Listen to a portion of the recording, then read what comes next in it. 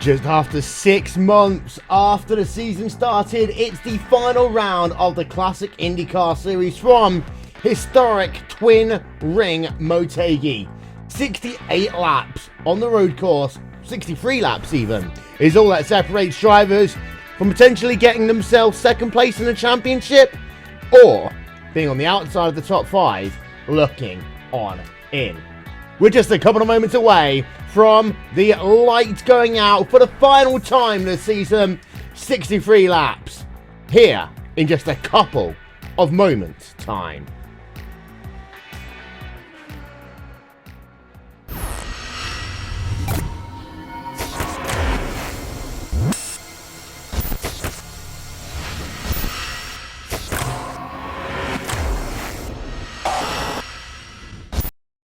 Hey guys, this is Jack and welcome to This Week on iRacing, a brand new series that covers this week's race schedules, live events, and iRacing news. Starting off with rookies, the Mazda Cup is at Mazda Raceway Laguna Seca, while the street stocks are back at USA International Speedway.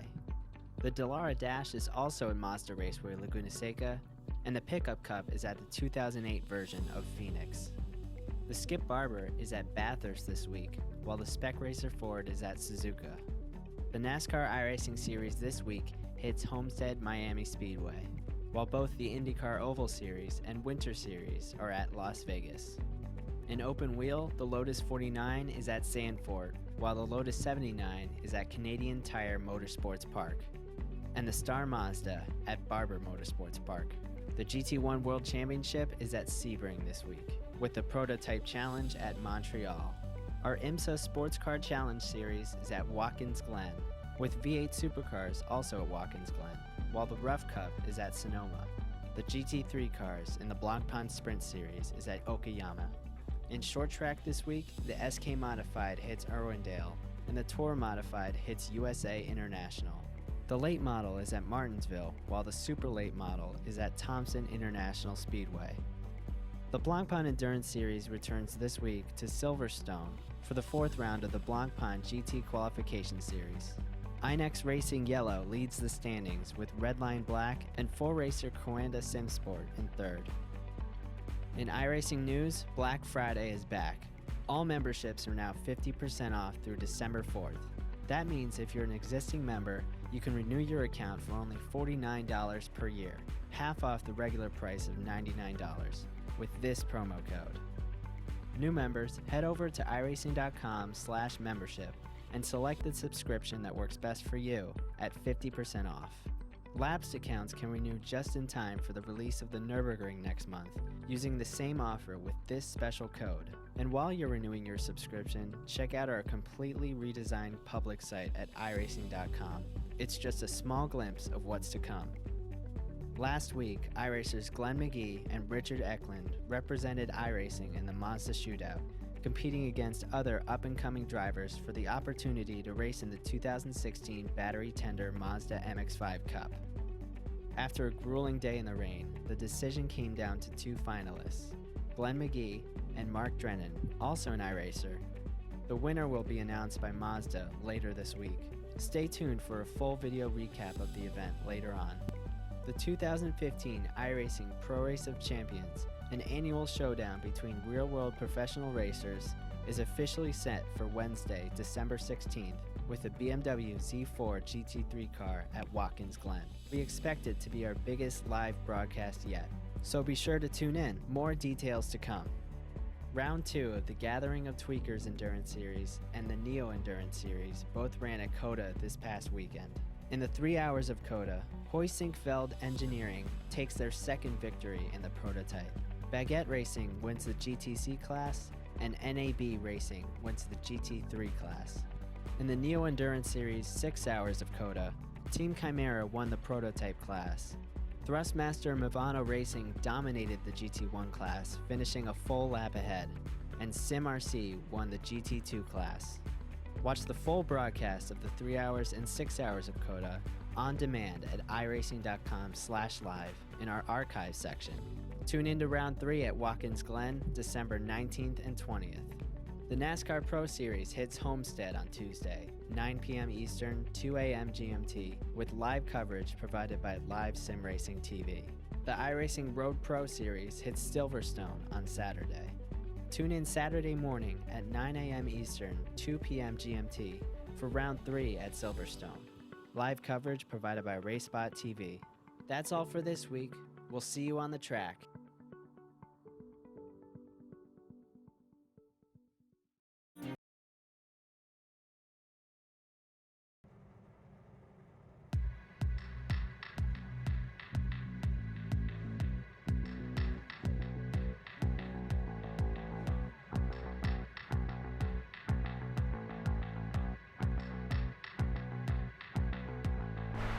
So far in the classic IndyCar series, we have seen drivers run on a variety of classic IndyCar tracks. They started off at Barman Motorsports Park before heading to the streets of Long Beach, Brands Hatch, Watkins Glen, the Mid-Ohio Sports Car Course, Road America, Sonoma Raceway, Montreal, Zolder, and Laguna Seca. But now, it's the final round of the championship. They are here at Twin Ring Motegi, and 16 drivers are about to do battle one more time in this series.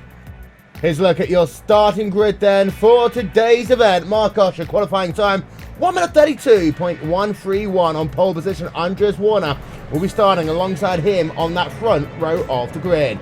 Down to one ease on the inside of row number 2 with Robert Grosser there in the 4th position. Going to cycle it through for you immediately. Gareese, I can see. 3, row 4, row 5, row 6. There's the remainder of your 16 car field here today. We're going to turn the attention to Mark Usher out front. And lights are off the pace car. The pace car is off. We are racing here at Twin Ring Motegi as the cars now see the green light. We are racing 63 laps. It's the final round of the championship as cars come down in towards turn number 1 for the first time. Great start there by Mark Usher in the number 20 machine as they come down in towards turn number 2 for the first time. Andres Warner, though, round the outside into the second corner. Will he be able to do anything? No. In fact, Andres Warner is going to push a little bit wide. Christian Monsoon is down at the rear end of your field. He's had himself a spin. We'll get ourselves a look at that one in just one moment's time. There you can see the Gecko Vortex Sim Racing number 17 car down in turn number 2. We're going to get ourselves a second look at that one. Will Vincent, Rachel Whitefield here on RaceSpotTV. Let's show you what happened back on board with Christian Monsoon as they head themselves down. This is in towards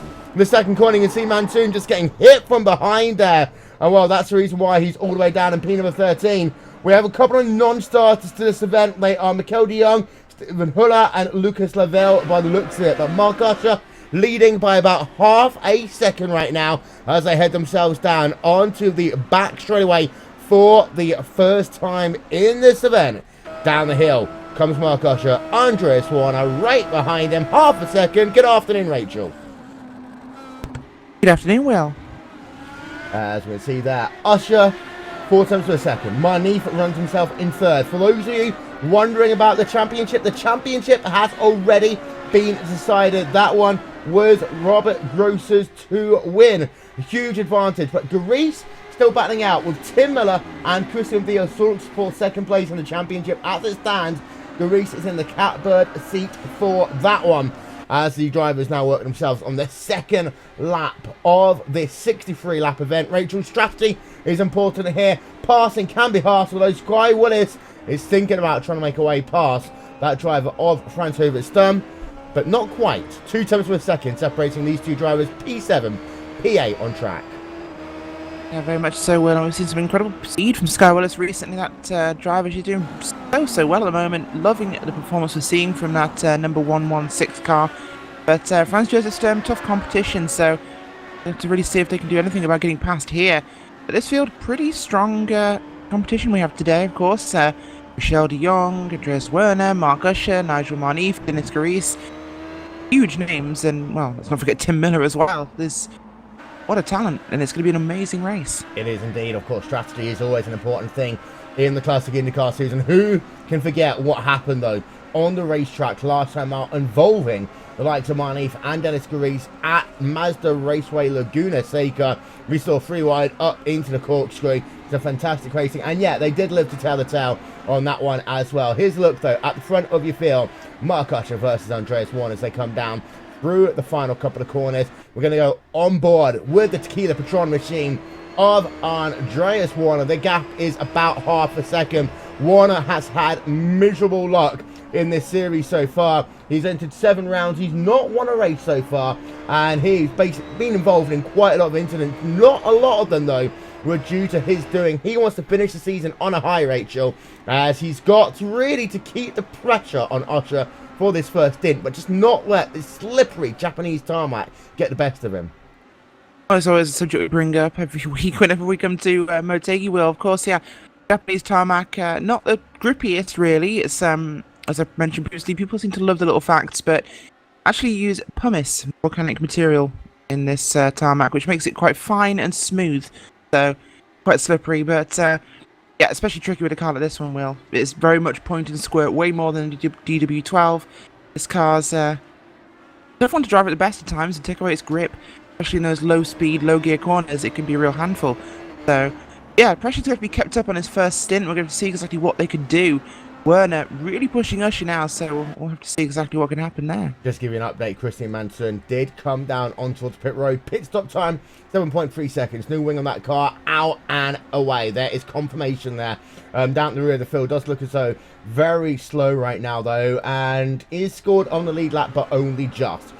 Having a look at Dennis Garis running himself in 4th, and it's interesting to note, actually, you made the point, Rachel, that this car, it is more point and square, and people forget that this wasn't actually designed originally to drive on a road course. It was only actually in 2005 that what we now know as the Verizon IndyCar Series went to a road course for the first time. We'll make that our trivia question in a moment, but of course it wasn't really until 2009, 2010 that the balance switched from being more of an oval-dominated schedule to being a road-dominated schedule. Yeah, very much so. Of course, the rejoining of the IndyCar and Champ Car Series was a huge thing, and of course, yeah, IndyCar on road is something we now consider some of the best racing we see in motorsports, European or American. So it's great to have it here, and well, this car, well, like we say, wasn't designed for it. It's a handful on the road courses, but boy, is it fun to drive. Oh yeah, and it's worth noting as well that, of course, car, when it re-merged with IndyCar, brought some of its very high-level talent along with it as well. People, for example, like Sebastian Bourdais, who still runs in the Verizon IndyCar Series now. Now, to give you an update, there is no push to pass in this car. So these guys are doing this all on the racetrack. And as we have a look back on board with Andreas Warner, let's have a look. He's fallen back now by a second over the last couple of laps. Let's have a look at the speed charts for these guys and see what Usher can do and what Warner can do. Usher up to 272 kilometers an hour, about the same there for Andreas Warner. So similar downforce levels, though Andreas pushing it very hard there into the final, into that turn number 11. And Rachel, you can brake very late there, but it almost looked as though Warner outbraked himself on that corner, and he could well have ended up in the gravel. And of course, he wants to protect second place from Marnif right now. Yeah, he needs to protect it, but it's always easy to push early on, way more than you need to. Of course, plenty of time left in this race for these guys to go. It's going to be a pretty long one for them today, but, you know, we're looking at 2 hours, and they have to keep that car in one piece. No point going too hard too soon, but once you let a guy get past you, they can really run away. So he does need to make sure he protects it early on, but there's no point protecting that by pulling away. You might as well protect it by pulling back towards the front wing of Nigel Marnif and defending from there, so he has a reserve. Yeah, as we're just having a look then at some of these guys working themselves through the bridge. And of course, this track developed by Honda when they first wanted to come into IndyCar racing. Now, it's unique of these oval road course combinations, in that the only part of the racetrack that is shared, you could argue, is the pit straight. But even then, they don't actually use the same pit area. The important thing about this track is that you've got a road course which is completely separate to the oval on this track, and that means that these guys, for the lack of a better phrase even, have 2 very different experiences. On the oval, it's an egg-shaped oval. It's actually one of the hardest ovals that they go to. You can consider it to be like a more stretched out version of Gateway. You're flat out in turn number 1 and 2, but you have to lift in turn number 3 and 4. The road course presents its own challenge. It's got a mixture of everything. The first couple of corners, it's the typical 180-degree right, then left. Just basically, the idea was to set the car up. You have got a pass there. Sven Zander going past Paul Morris. This is for P number 10 and 11 and 12 on track. So having a look now from the rear of Zander. But then also, you've got yourself the S's. You've got yourself the long straightaway. And Rachel, people sometimes forget that this is a test track first, which is why it's a bit unique in some ways, that it's got 3 racetracks almost built into one. It does, and there's some great combinations. Of course, you've got the Motegi West road course layout, which is basically an oval with a backwards chicane in it. That one's a lot of fun, so it's a really tough one, but at the same time, really, really fun. The East layout, we've had some great racing there with the UK Nice Barber Series. We've seen the World Championship Grand Prix Series come to the full GP course here. That's the course we're running now with the Indycars, but the Oval is a crazy, crazy track. Of course, turn 3 and 4, very, very, very tight. You say it's like a bigger version of Gateway. I'd say it's more like a bigger version of the Owendale Inner Outer. It's surprisingly unique and a real challenge to race. Paul Morris riding on board with him, of course, is passed a moment ago by Zander. Trying to find a way of keeping contact right now of that 7 car. No, actually, well, Zander's going to spin it there. And does he keep it out the barriers? We'll have to get ourselves another look. But Zander in the PDVSA Venezuela Herbalife car. Oh, you don't want to make an incident like that an issue for yourself just after getting yourself up in position. Let's have a look on board of him. This is then through the S of turn 7 and 8.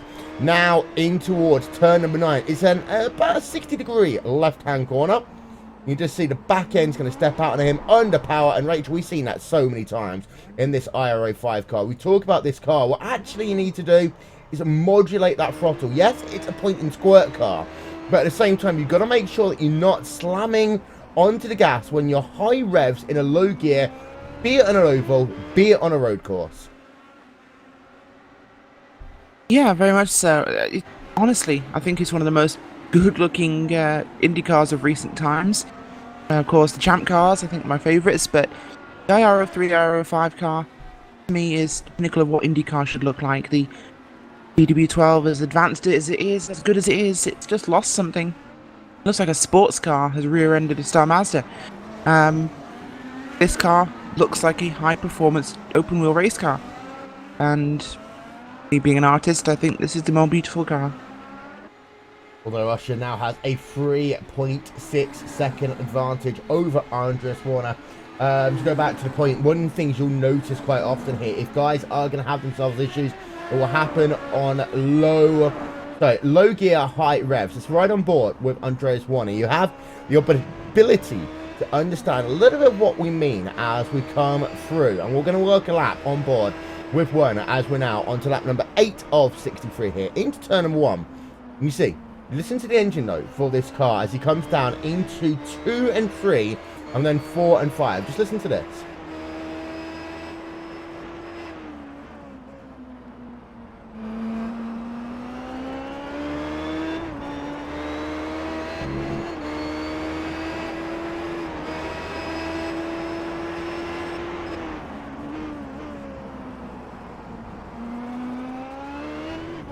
You notice that, if we continue to ride on board with Warner, that he doesn't really slam onto the accelerator pedal when he is on high revs. But yes, you see he's downshifting. That's what the blip is from there. But then into 9 and 10. Have a listen again.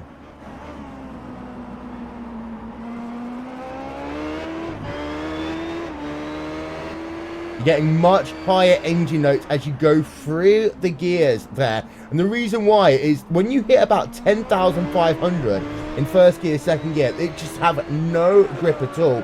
These cars are geared, they're probably doing about 60 miles an hour at that point. At some point, used to be an issue for the guys in this machine, in this machine on the ovals. The amount of times you'd see people at the big super speedways, the likes of Michigan or Texas Motor Speedway, getting themselves into a spot above her, and I think arguably the most memorable one of those of all time involved Niles Anders, Chris Cahill, and another teammate, what was then known as Panther Online, in this car at Texas Motor Speedway, when they all synchronized spun across the racetrack on a restart with 5 laps to go. It shows, I remember that restart. It shows just how crazy things could well be. Mark Usher leads by 4.5 seconds right now over Andres Warner. Nigel Marniz runs himself in 3rd place. Dennis Grease in 4th. Robert Grosser in 5th. Jack Baker in 6th. Sturm, Willis, Miller, Corwin, and rounding out your top 10. Well, Rachel, as far as strategy goes here, there might be some people trying free stop. Mark Usher could well free stop here. Everyone else is likely to be on a 2-stopper, but we know Usher is just being crazy with his strategy all season long. He has been, and we've seen some crazy things. Of course, we saw the very famous win we had from him at Montreal, which was just beautiful strategy. So it's going to be one of those ones where we see exactly what you can pull again, and honestly, I'm expecting something similar. If he is going to free stop, we expect him in around lap number 16, lap 32, and lap number 48 for the guys on a 2-stop strategy, anywhere between lap number 19 and 21 for their first stop, and anywhere from about lap number 38 to 42 for their second stop. They might change it around depending on how much fuel they decide to take on their first pit stop, how much fuel they have in their cars right now. As you can see, the gap has increased quite dramatically over the last few laps there. Andres Warner falling back now to 5 seconds behind the driver of Marcus Marniz. Last time by, slower than Andres Warner as well. It seems to be right now, Rachel, we're not having anyone catching anyone. The reason why, last time by, 133.5 for Usher, 134.0 for Warner, 134.5 for Marniz, 134.9 for Garisa, and 135.2 for Grosser. Everyone basically is running, with the exception of Tim Miller, pretty much their position and their lap time lines up perfectly. Yeah, they do, and of course that's what you see with this series, is with the drivers, it being a smaller field, the drivers all know each other, they tend to filter out in terms of speed, and we see them exactly where they really should be running. The only one, of course, is Jack Baker, up from 13th in qualifying, up to P number 6 right now. Otherwise, you're right, pretty much everybody is in their position. Shout out to my good friend, Mr. James Swinbanks, by the way. He's watching in Australia at this glorious time of night. Don't forget, by the way, if you're after coverage of the iRacing.com Pro Series of Road Racing, you can catch that also right now on RaceSpotTV, streaming live on iRacing Live. Johnny Simone, Paul Smith, Hugo Louise, bringing coverage there of the iRacing.com Pro Series of Road Racing. It is on now. Their race has just started. You can catch it streaming live on iRacing Live. Our coverage here today, by the way, is brought to you by Gecko Systems, the official sponsor of the classic IndyCar series. And here is a wonderful look, and you can see it's almost like a 4-lane highway. You've got yourself the oval pit, Grand Prix pit, and then Grand Prix racetrack, and then Grand Prix pit. We zoom in on Nigel Marniz there in the number 69 car, coming down in towards turn number 2 and 3. Arguably, Rachel, two of the most difficult racetracks, two of the most difficult corners on this racetrack. Turn 2's okay, but that's so often the guys push wide on the exit of 2, then end up basically catching a white line into turn 3, and before they know it, they spun their car around. Yeah, pretty much. It's just one of those tricky places in the racetrack for it to happen, and as we said, the car can get very loose in these curbs, especially with how manual it is as a race car. Of course, you did allude to it earlier that the drivers here are blipping the engine. Not something you see in the GW12, but here you've actually got to look after that gearbox. It's got a clutch in the car as you would expect, but you can blip for downshift, obviously, to match the revs, and you need to lift off for the upshifts. It's a very interesting car to try and handle, but you've got to do that to maintain its to maintain the actual traction of the wheels on the road. Otherwise, you'll get slipping on the tyres, which makes the car slide and spin out. So not much downforce can compensate for when you're driving a fairly manual car. I'd say it's more like the Lotus 79 than the DW12, but of course the driver's doing an impeccable job of that and making it look easy. Fans over at Sturm right now did last lap time of 135.541 compared to Baker's 135.6. The gap between these two drivers only stands at about 2/3 of a second. Now, Sturm was pulling away from Sky Willis. The gap has now gone up from being about a second to 3.6 seconds right now.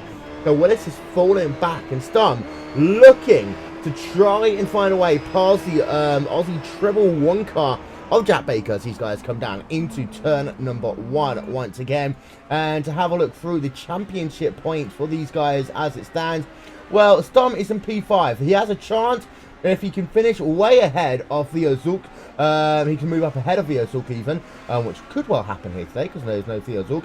However, Andres Warner is also involved in this battle. Now, Warner would actually leapfrog Stum as it stands in the championship after today. In terms of Jack Baker, well, he is much further down in the championship. But, of course, there are a couple of people wanting to finish inside the top 5. Currently, Stum is in the top 5, but Rachel, he's going to have to push hard to get enough points to get past Theo Sulk, knowing the fact that, as it stands, Warner would leapfrog him with P2 in this event. Yeah, Warner will exactly do that, and Warner's having a great race. He's been having a good couple of races this season. A car very strong in the moment, so he needs to try and maintain where he is on track. He can take that second position, but yeah, the pressure's on for everybody else. The championship might be decided, but second, third, and fourth, they're not. As we have a ride on board with the Tequila Patron machine of Andres Warner, coming down in towards turn number 1 once again, of course. Just give me an update. Christian Manson has been on pit road once again, out of the car. Looks though game is over for Manson in this event here today. And Grease actually had a very slow lap last time by. Has actually fallen behind Robert Grosser, I think. So we'll keep an eye out on that one, trying to figure out what happened. But it was a 139.5 last time by for Dennis Grease. Grease is now in P number 5 in that number 16 car. Robert Grosser in the number 3 Vortex Sim Racing car. Rachel now up into P4 on track. Yeah, very much so. P number 4 right now for Grosser, who's of course having an incredible season so far, but of course that Gecko Systems machine there, title sponsor of the series in the Vortex Sim Racing car of Robert Grosser, sitting not where he'd want to be right now, of course 8 seconds back from Nigel Marneef, so a long mountain to climb if he wants to change anything in this race. Yeah, as we've been having a ride on board with the guy already confirmed as champion, Robert Grosser, number 3 car, heading himself down into turn number 10. Once again, lap number 13 of 63 here. Usher, we said we could expect him on pit road in the next 2 to 3 laps time. What we're going to do, we're going to set you RaceSpotTV side by side very quickly. We'll be back in a couple of moments time.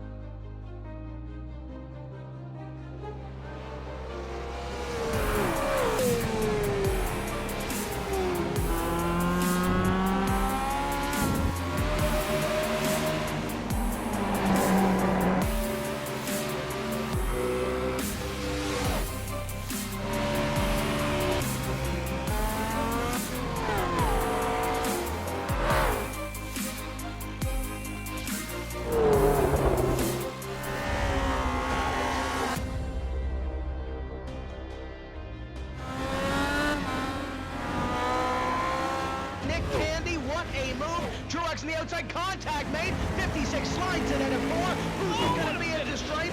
Dead even, give it to Ryan Truex. Truex is your winner over Tandy.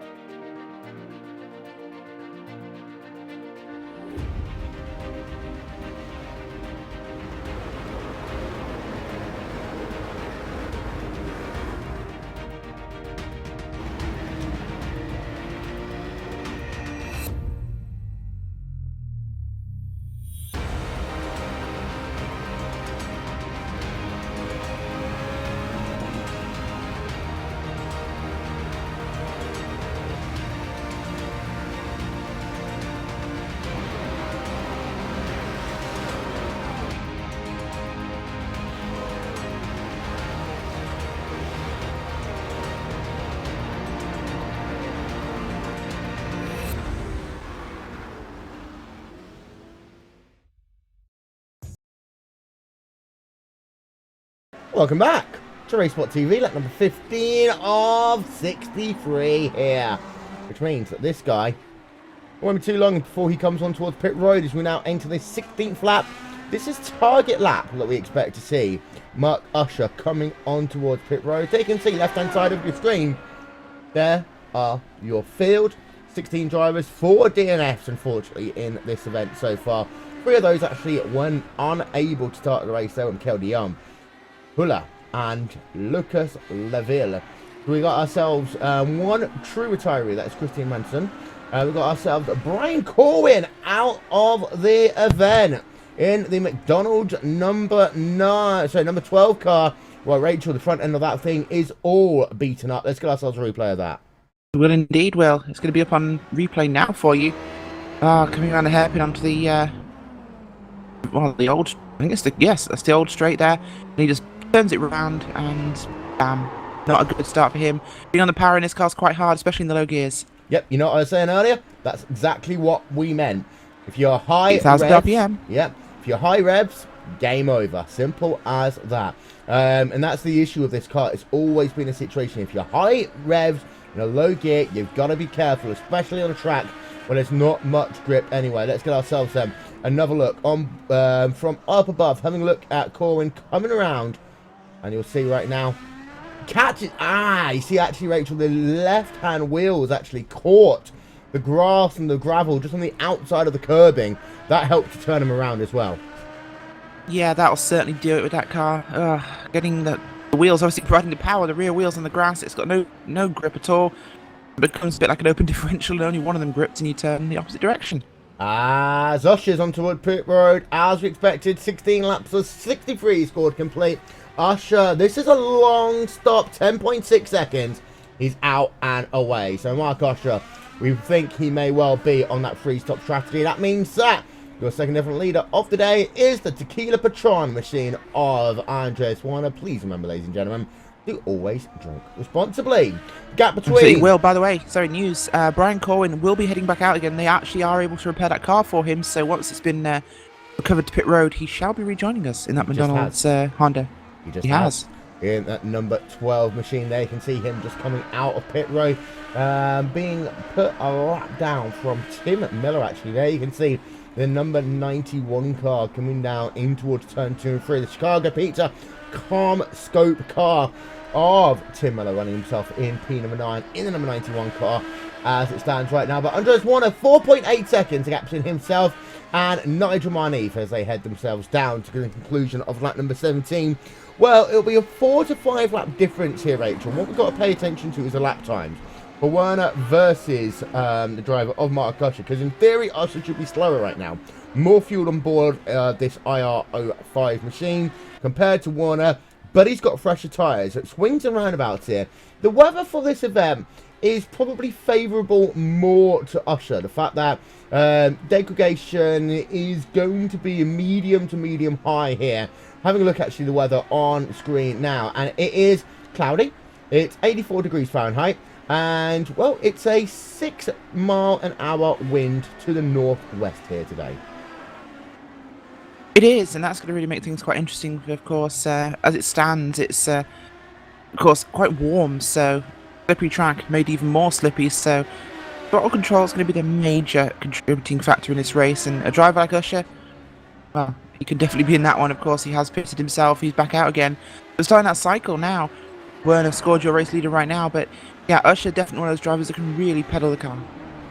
Let's have a look on board with Dennis Grace in the number 16 machine, heading himself underneath the bridge. Of course, that's the oval on top, and he's hunting down Robert Grosser after losing that position earlier on in this event. Grace, last lap time, 134.468 compared to Robert Grosser's 134.831.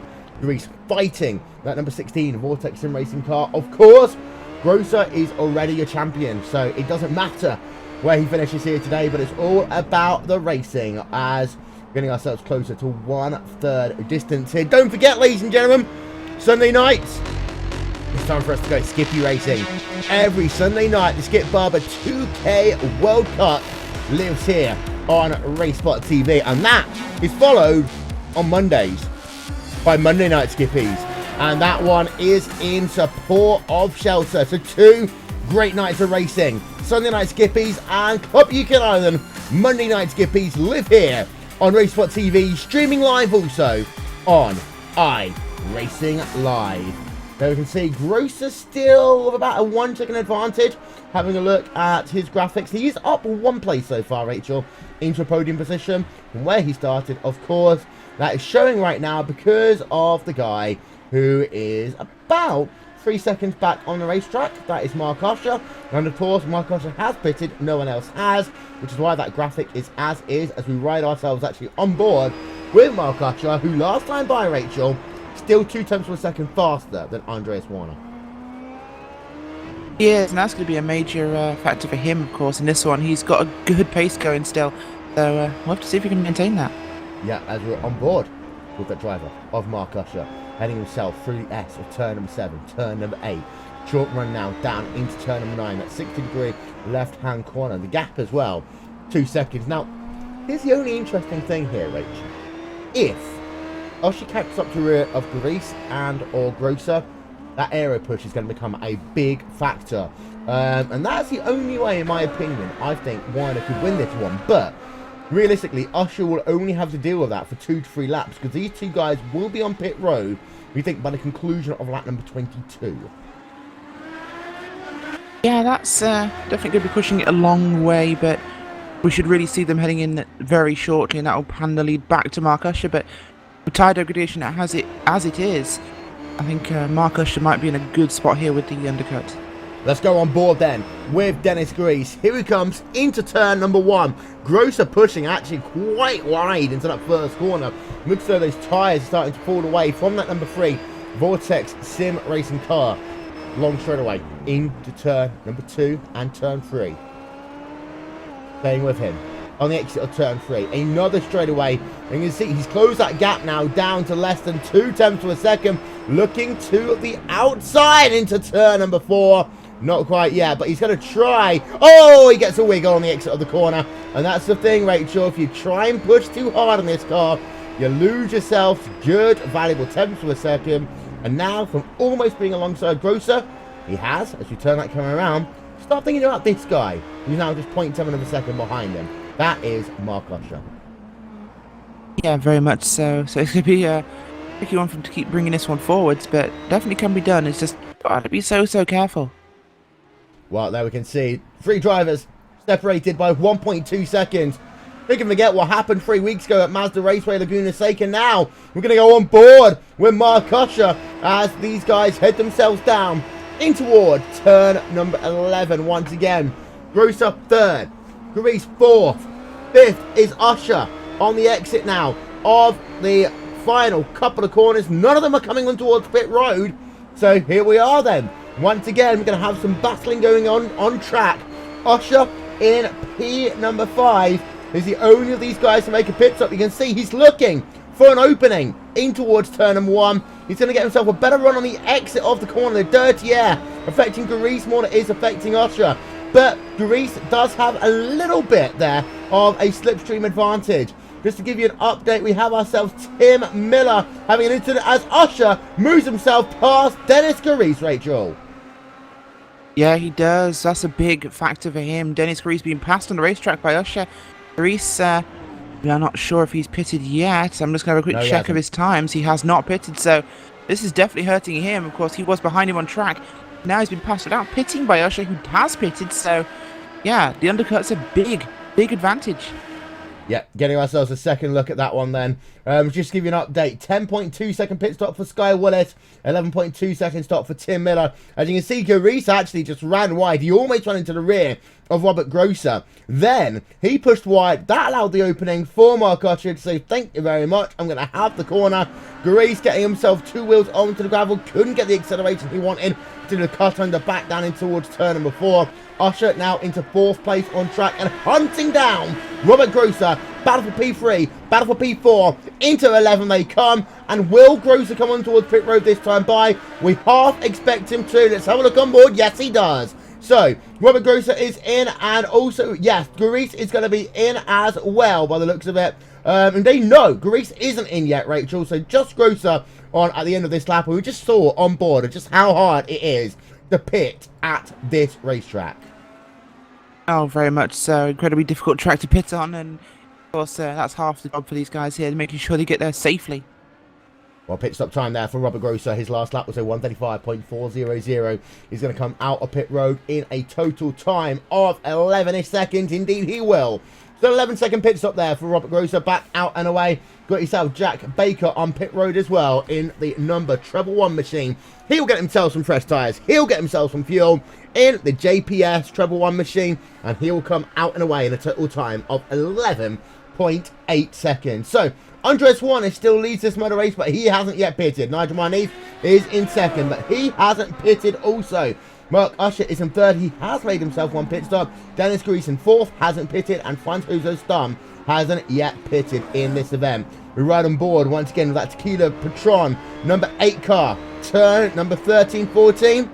Warner stays out to do another lap. That's interesting. Let's see what Nigel Marniz does as he heads himself down into the final corner. He won't come on towards pit road just yet either. So actually, Gross is coming in before quite a few drivers here. These drivers are going to eke out their first stint. So they pit now, they'll pit now, and then they'll pit around lap number 46. It'll be a very short final run to the flag for some of these guys, Rachel. So Gross is going to get hurt twice here.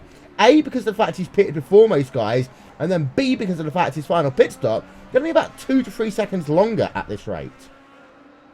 It is, and that's going to be interesting to see how it affects him. It'll be a very curious situation for that car, but this could be the great decision or a really bad one. Yep, as we're having ourselves a look left-hand side of your screen at all the guys in the field right now. Tim Miller behind Paul Morris, battle for P number 8 on track as it stands. Miller, well, he's got himself a nice little run. Sturm's actually going to come into his pit box, so there you can see. Francois Sturm in the number 34 machine is in. He's going to get himself some fuel. He's going to get himself some tyres. He will be out and away in a total time of 11.8 seconds. So that is that for him. Let's have a look to see now. Andres Warner down the back straight away once again. Currently 6.1 seconds is the gap between himself and Nigel Marniz in the number 69 Magnus car, who runs himself in second place right now. Exit of 12 into that quick little flick, and Andres Warner is going to come in. He's going to almost run over someone. Oh, he turns the car around almost. That's a HVM 07 car on towards pit road. Now we know how hard it can be coming on towards pit road, but that is then Xander there coming on towards pit road right behind. Andres Warner's race pretty much ruined in a heartbeat. And Rachel, it's a narrow pit entry, so there's not a lot you can do in any situation. But Warner is in, and also then Xander in at the same time. That was a crazy one. You can see how frustrated Werner was there. He did not want that car from the back of your pack heading in his way. But yeah, that was just a really unfortunate situation for Werner. It's definitely cost him a lot of track time, but oh, I've been in his shoes before. Having a lap car heading in front of you, that is so frustrating. But at the same time, Werner shouldn't then. He had 4 wheels almost on the grass. He was really attacking that 07 car. And there's nothing. I mean, at the end of the day, the 07 car has got the right to come and pit whenever it chooses to. Werner is back out on track, but is now 14.4 seconds behind Mark Usher. There is the gap. To give you an update, by the way, Sensvander is back out on track as well, but after a much lengthier stop. That was a 39.7 second stop. Well, wait till we just see a stopping replay of that one, and it did seem to be that Warner tried to put that car down on the ultra inside there of the driver of Sensvander into that little right-hander when you're coming on towards pit road. I mean, what was Andy supposed to do in that situation? Oh, nothing. He had the right to pit road. It's a single car pit road there, and Werner just tried to stick his nose in. He was desperate to get past him. I think Werner had waited a bit too long to come in and pit. When he chose to do that, he had a car in front of him. He was frustrated. He wanted to carry more speed in, and well, frustration showing there from Andreas Werner, but really Sven Zander in the right. Yeah. As Nigel Marneef is now on pit road, Mark Usher will retake control of this motor race. Lap number 24 then lap number 25 even, at 63. There you can see pit stop time for Nigel Marneef. Now the gap between himself and Werner was, it's a long stop actually by Marneef, 12.4 seconds. He comes out onto track once again. It was a short gap of 6 seconds between Marneef and Werner as they come back onto the track. Well, that's how much it really costed Werner there, because that gap is now down to 3 seconds, Rachel. And that's with a 1 second longer pit stop for Marneef. So actually, Werner lost himself somewhere in the region of 3 to 4 seconds in that pit stop. And 3 to 4 seconds in an IndyCar race, Will, is a lifetime. He lost way more than he would have wanted to, and well, there'll definitely be some frustrated driving now from Andreas Werner in that 8. And that's always where things can get even more complicated. And the reason for that one is, this is a car that likes to be treated with a little bit of respect. You can't throw it around the track the same way you can a Formula 1 car, because of the fact, yes, there's downforce, yes, this is open wheel, but at the same time, you need to remember the fact that you need to actually rely on mechanical grip as well. There's a couple of things these drivers can do to change the balance of their race car over the course of this event. They have got themselves anti-roll bars, both on the front and on the rear of the car. They can adjust that over the course of a run, and they're located around there. Let's have a look on board with Nigel Marneef. And they can, just little levers that they can essentially move forward or backward, and what they do is they can affect either the kind of like front or rear bite, depending on if they're adjusting the front or the rear anti-roll bars, and that could come in useful over the course of this event. But for Andreas Werner, you've got to not chase the tyres, Rachel. You push too hard, you're going to run out your tyres earlier, and actually you're going to lose more time than you're going to gain in a run. Very much so, and of course you've got to be so patient with this car and not trying to overuse it. Of course, using the roll bars too aggressively, as you say, will wear the car down, and you'll use more than you really want to. So, got to be patient. Got to be very kind of conservative using those tools, otherwise it can bite you again. There is the number 8 machine. There is the gap. 15.8 seconds now between Usher and Andreas Werner. Now, Usher is on a 3-stop strategy. Werner, Marneef, Grosser are on 2 stoppers. Grease also is on a 2-stopper event here. Corin, of course, is a driver who had a huge incident. He's off strategy, crashed his car, was able to get a new front wing put onto it. But Rachel, from here on in, it's always going to be difficult. You're off strategy. And in Corin's case, of course, he now needs to find a way of just picking up points. He's well ahead, 20 seconds ahead of Sven Zander, but he's got 35 seconds to Paul Morris ahead of him. And that's an awful lot of time, so really got to try and find something magical to pull out here, but really in a, well, should we say the womble mode. He's waiting for things to pick up that other people have discarded. Oh yeah. I'm gonna run. You like that one? I do actually. The wombles of Wimbledon are common though. That's the only issue. Here we can see in the number 20 machine once again, Mark Usher is in the command of this motor race. His pit stop time was 10.6 seconds. Let's go then through your field. And Rachel, it has been a dominant performance once again by Usher, helped a little bit by Andreas Werner's snafu moment on pit road. But Usher, as always, just putting in the lap times when he needs to. His last lap, a 1:33.436, just, get this, 15/1000ths of a second slower than his fastest lap of the event. Yeah, very much so. And, well, you know, he's still putting those times in, which is just incredible pace we're seeing here from Mark Usher. And commanding lead, he now has a 16 seconds over Andreas Werner, so that's a big, big advantage. Marneef, of course, closing in on Werner after Werner's incident with Sven Zander. So Mark Usher really has to keep just going to conservative mode now, and he's got this one in the bag. Yep, last time by Andreas Werner did himself a 1:34.609. That was 8 times per second slower than his fastest lap of the race. He has technically led 7 laps so far. Just having a look at the lap time compared to Nigel Marneef. Last time by, Marneef was 2 tenths of a second faster. And Werner in that number 8 machine, Rachel. We talked about his bad luck that has plagued him at times all season long. He's having a good run here today. He might still get second. It will now come down to how frustrated Werner is behind the wheel of that car to ultimately then determine where he's going to finish off in this event.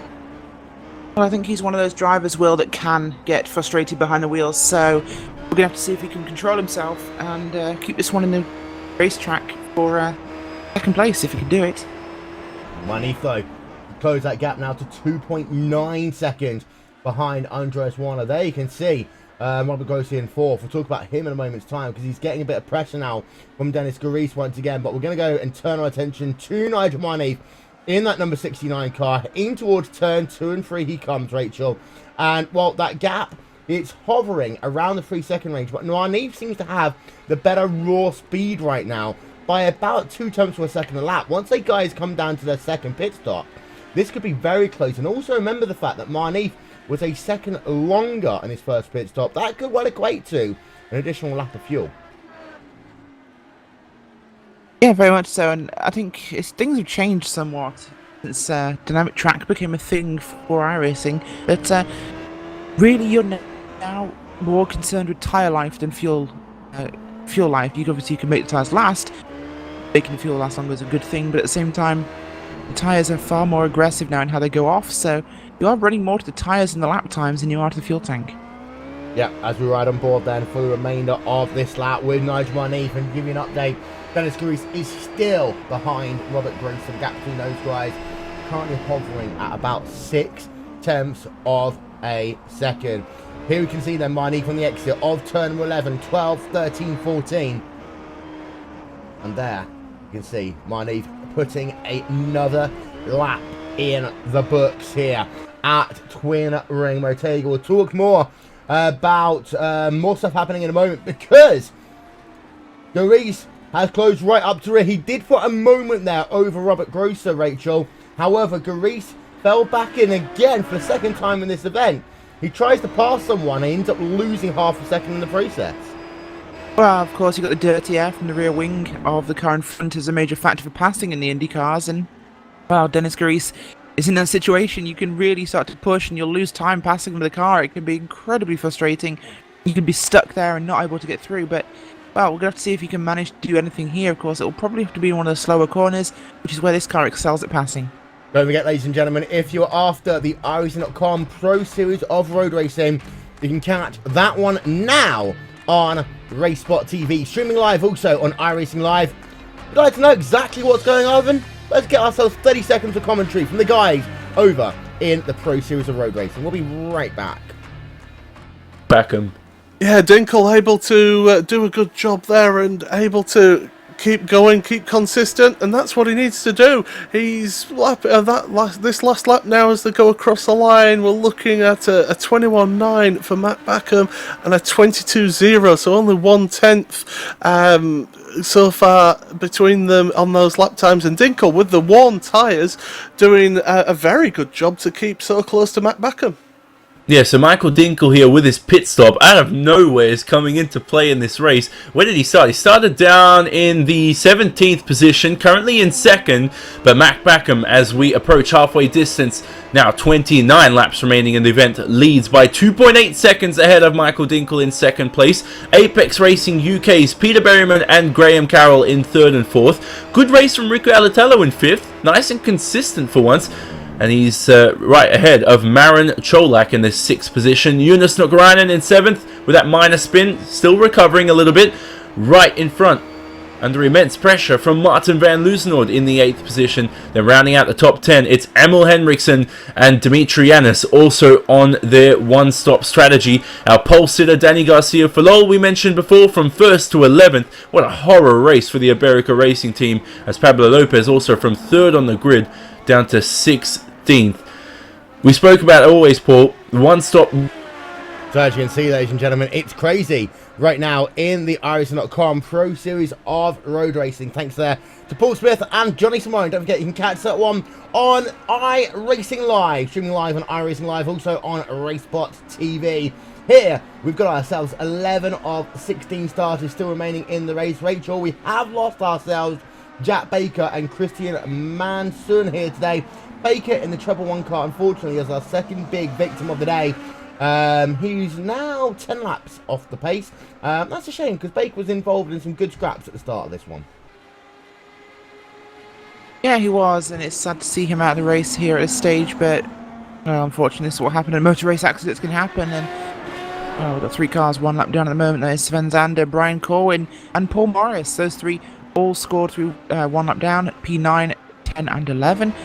So 8 cars remaining on your lead lap as Tim Miller loses it through, just ahead of Andreas Werner there on the racetrack. So not great timing there for the 91. No, and this is one thing that we mentioned before, the fact that Werner's had himself horrible luck all season long.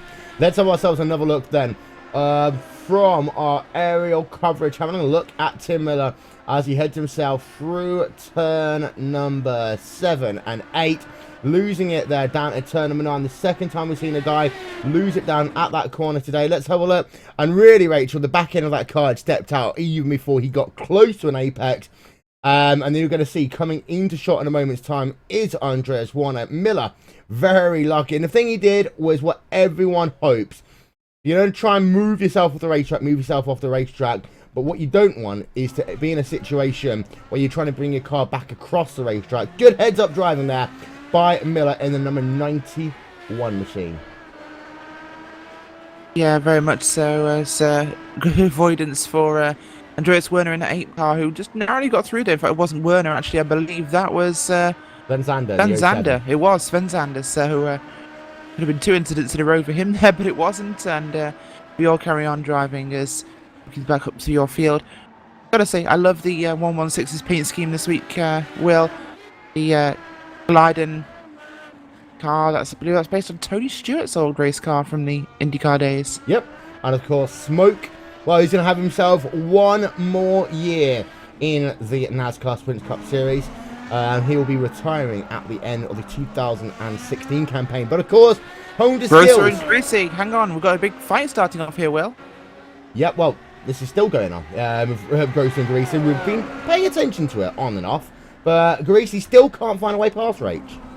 No, he can't, but he's really trying. That car almost underneath the rear wing there of Robert Grosser. As we have a major battle developing. Dennis Greasy really pushing here. He's got the draft. He can't do anything with it. He sits about 2 car lengths to a car length back from Grosser. Just unable to find a way past that Vortex Gecko Systems machine. Trying everything he can with his kart Pioneer Honda. Yeah, but to go back to finish off there, of course, Stewart did start his career in IndyCars. We always wanted him to do double duty. He may well try and do double duty for the 100th running of the Indianapolis 500, of course, which is next Memorial Day weekend, and also the Coca-Cola 600. If you're going to do it, might as well do it when you're on your farewell tour, as Mark Usher is on towards pit road for his second pit stop here today. Lap number 32 of 63 scored complete. And what we expect this time by even, and Usher, we did expect him to be on towards pit road now. He is on towards pit road, 10.2 seconds. He's going to come back out in about 3rd place as it stands. So let's have a look. Yeah, there is Usher. The good thing for him is that Robert Grosser and Dennis Grease, they are way behind him this time by. So they're not going to get affected by this battle that's going on at all. We go back on board with Dennis Greasy once again in that number 16 machine. As in fact, this time Gross is going to push. He does that all the time, Rachel. He pushes so wide in turn number 1. You think that actually Grease is going to be alongside by turn 2, but Gross somehow just finds traction on that outside line that no one else can.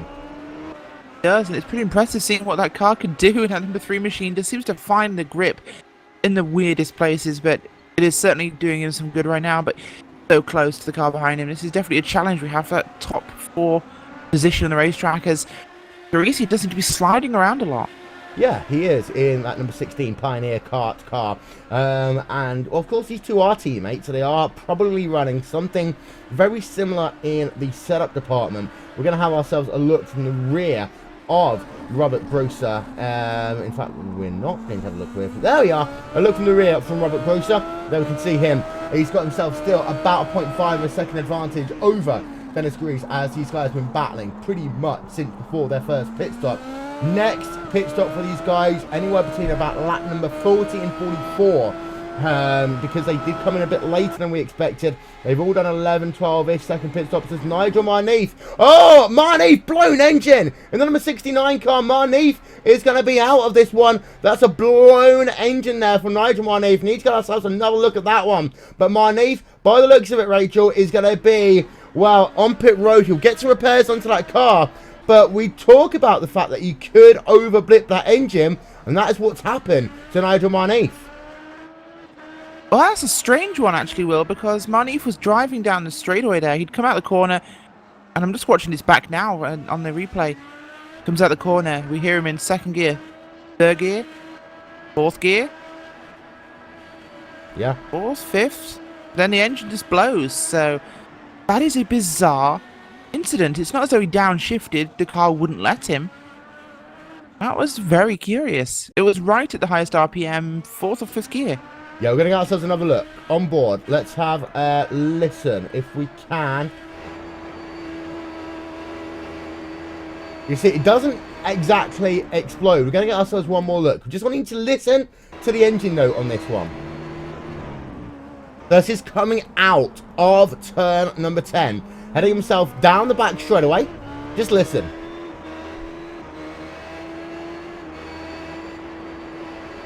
He just hovers on that rev limiter just a little bit too long, Rachel. Maybe he was trying to override, because of course these cars do in theory have themselves a built-in rev limiter, but maybe he was just trying to shift later. And we do see these guys who tried doing this before. They almost try and run it like a manual gearbox, even though it has got the automatic upshifts and down stuff. So it's an interesting one. But Marnif, he has got himself some repairs done to his race car. They sorted it all out. He's back on track. But the chance for him to go for a podium is pretty much done for today. Andres Warner with a 5.9 second advantage right now over Mark Usher. That battle looks as though it's going to be Usher's one to lose here as we continue at Twin Ring Motegi. 35 or 63 laps going to be scored complete next time by Garis. Again, Rachel, just one back to 3/4 of a second behind Robert Grosser. And again, he still can't find a way past. No, he can't. And that's a major disadvantage for him right now. He's trying his best, but that car just unable to find the way past. And looking at how slippery he is, considering their teammates are probably on a similar setup, I'd say that slipperiness is the dirty air, and it's a uphill mountain past someone when you have such terrible dirty air in the car.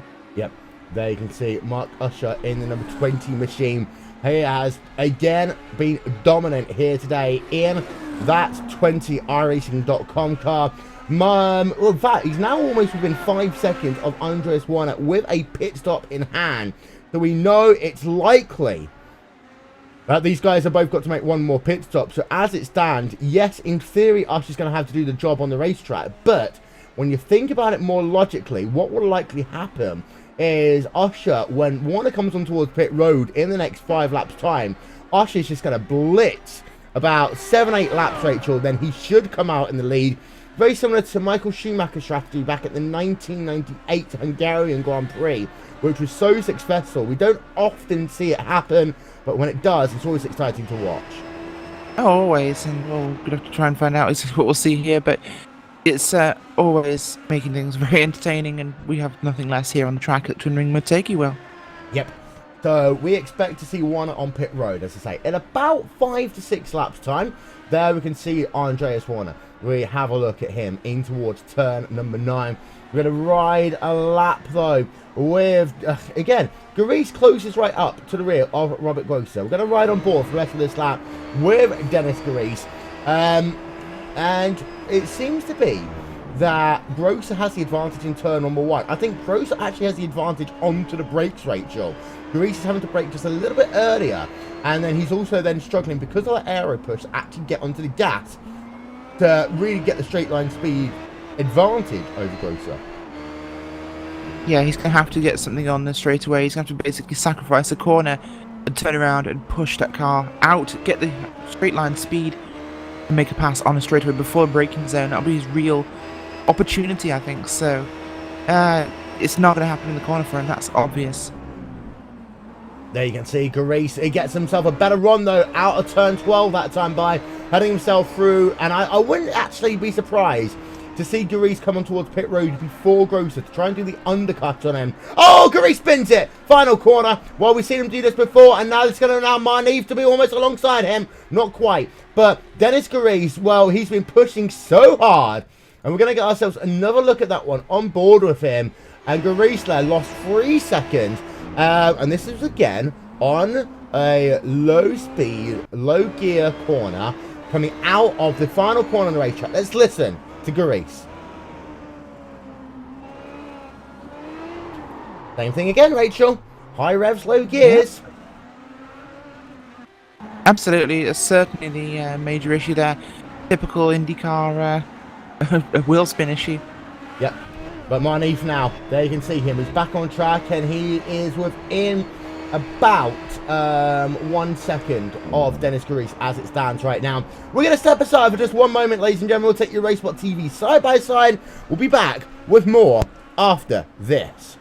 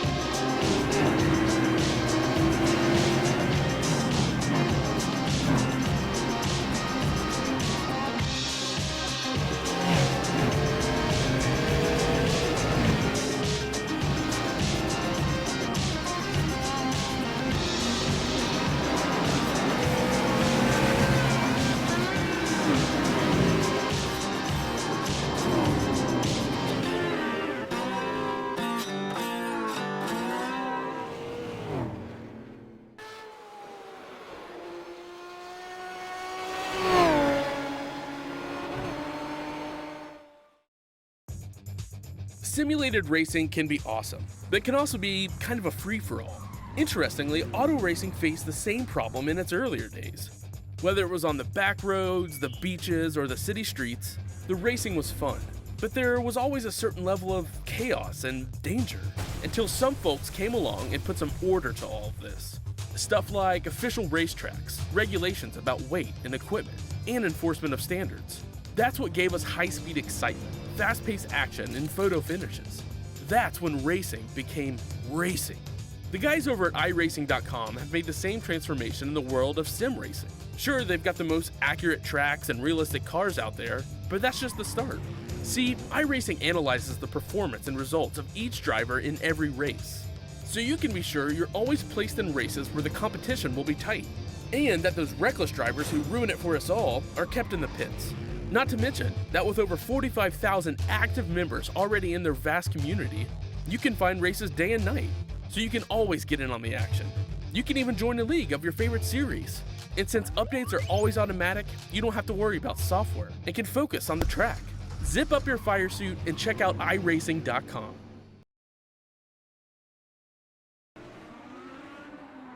Welcome back, ladies and gentlemen. As we can see, Nigel Marneve right on the rear right now of Dennis Grease here on RaceSpotTV, as we are onto the final stretch then of this 11 race season that is the Classic IndyCar Series. If you like your IndyCar racing though, don't forget that every Tuesday night we are the home of the 16th Street Racing League, streaming live on IndyCar.com and also on iRacing Live. Tuesday nights, IndyCar versus NASCAR. IndyCar is your home. This is what you need to watch every single Tuesday night. Marneve though, Rachel, really putting that pressure now on Dennis Grease. Grease is holding right from the rear. As this is now a very interesting battle. Werner, whilst away, making himself another pit stop as well. That's his final pit stop of the season. It is the last pit stop of the season there for Andreas Werner. He will be out. Well, he's out of the way. He's got it back on track, but he's still way back from Mark Usher. Mark Usher, of course, has not... Well, he has been in on lap 32, so... We expect him in again in 8 Three-stop, laps. yeah. We're looking at a three-stop here, and it seems to be working. He has, I believe, a pit stop in hand there if we look at the timings, so he's in a good position to make this work.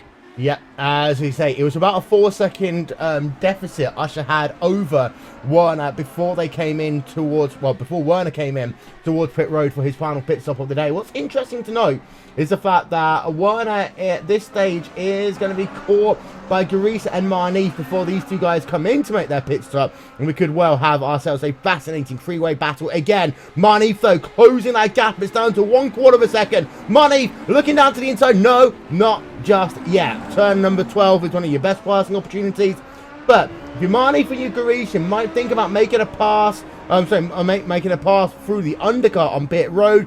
Lap number 41, that pit window is open. Marnif there, struggling for grip on the exit of the final corner. Great little scrap going on right now, as Andres One is caught up to the rear of Robert Grosser. This is an interesting one, Rachel, because Grosser hasn't yet made his second pit stop. Andreas Werner has. So Werner really should just have the grip to find a way past, but Grosser doesn't want to let him have the position just yet. No, he doesn't, and it's going to be a tight fight as they try and decide who deserves to be where on the racetrack right now. But, well, yeah, definitely a big improvement here by Greece. Marnif, we're going to have to really fight for this one. Yep, as they head themselves now on the exit of turn number 4 into 5 and 6. They can see Andres Warner, Robert Grosser into 7 and 8 they come. And as I said, Warner has made all of his pit stop for this race. Grosser still needs to make one more pit stop. And the same way that both Garis and Marnif need to make themselves one more pit stop to turn our attention back to these two guys as well. Warner, though, getting himself a better run as they come down in towards turn number 10. And he goes down to the inside easy. When all was said and done there, Rachel, Grosser decided that it's probably easier to just give him the position than overwork his tyres. Very much so, as he just doesn't really want to fight the car too hard. But up there, Werner, well, he wanted that spot badly, and we know exactly how frustrated he's been all race long, so Andreas Werner gets that spot he wanted, but Robert Grosser, well, we'll find out what he can do. Yep, so let's have a look then to see. Nigel Marnif, Dylan P5, that pit window is open. A couple of guys have been on towards pit road recently. Paul Morris making himself a pit stop, as has Brian Corwin. They don't need to pit again. It was a 10.1 and 11.4 second pit stop respectively. Grosser, you can see there, 4 drivers in one shot. The one that we're paying attention to is at the rear of that camera shot. It is Marnif versus Garis. We have been focusing on them. Give you an update, by the way. Sky Willis is closing up to the rear of Franz Josef Sturm. This is the battle rate for P number 6 and 7 on track. Both these drivers still need to make one more pit stop. Yeah, they do. So, of course, we're not really looking at real positions on the racetrack. We'll have to find out exactly where they'll filter out after this one. But, yeah, this could be pivotal. As here we are having a look. 1.8 seconds is the gap last time by. And just having a look there at the actual lap times. They were separated, Sturm and Willis, by 3/100ths of a second. So these two drivers are mighty close right now in terms of lap time. Pit stops will be a critical factor in this one. In fact, Grosser has fallen back, and this is real track position now. Grosser's fallen back into the clutches of Garis and Marnif. 3 drivers, no tail to tail. It feels like Vegas all over again, Rach. It does feel like Vegas all over again, but not in a good way. It's getting very busy on that section of racetrack as Grosser has both of them come in there. That is Garis and Grosser heading onto pit road together. Very late decision, it looks like, by Dennis Garis, though. Yeah, we're going to have ourselves another look at that one, because that was fascinating to see Garis riding on board of him as he makes that journey down towards pit road. So this is the exit of turn number 12. Coming down into the final corner, you can notice here just how much time Garis gained on the run in towards pit road. And Grosser lost out big time. They're both doing fuel and tyres. The winner of this run out of pit road, it'll be Garis, who looks like he's going to come out ahead of the Vortex Sim Racing driver of Grosser. Garis does the leapfrog, Rach. That's exactly what he needed, Will. That's exactly what I think he was expecting when he got into pit road. I think he pushed the issue there, maybe took a little bit less fuel or some sort of arrangement, but he's managed to get the jump, which is everything he needed. He couldn't do it on track. Pretty on pit road. Yeah. So let's have a look as it stands so far. So you can see one is still in second, Marneef still in third, but Marneef hasn't yet made a pit stop. So Marneef, we expect him on towards pit road this time by. We ride on board then with Marneef in that number 69 car.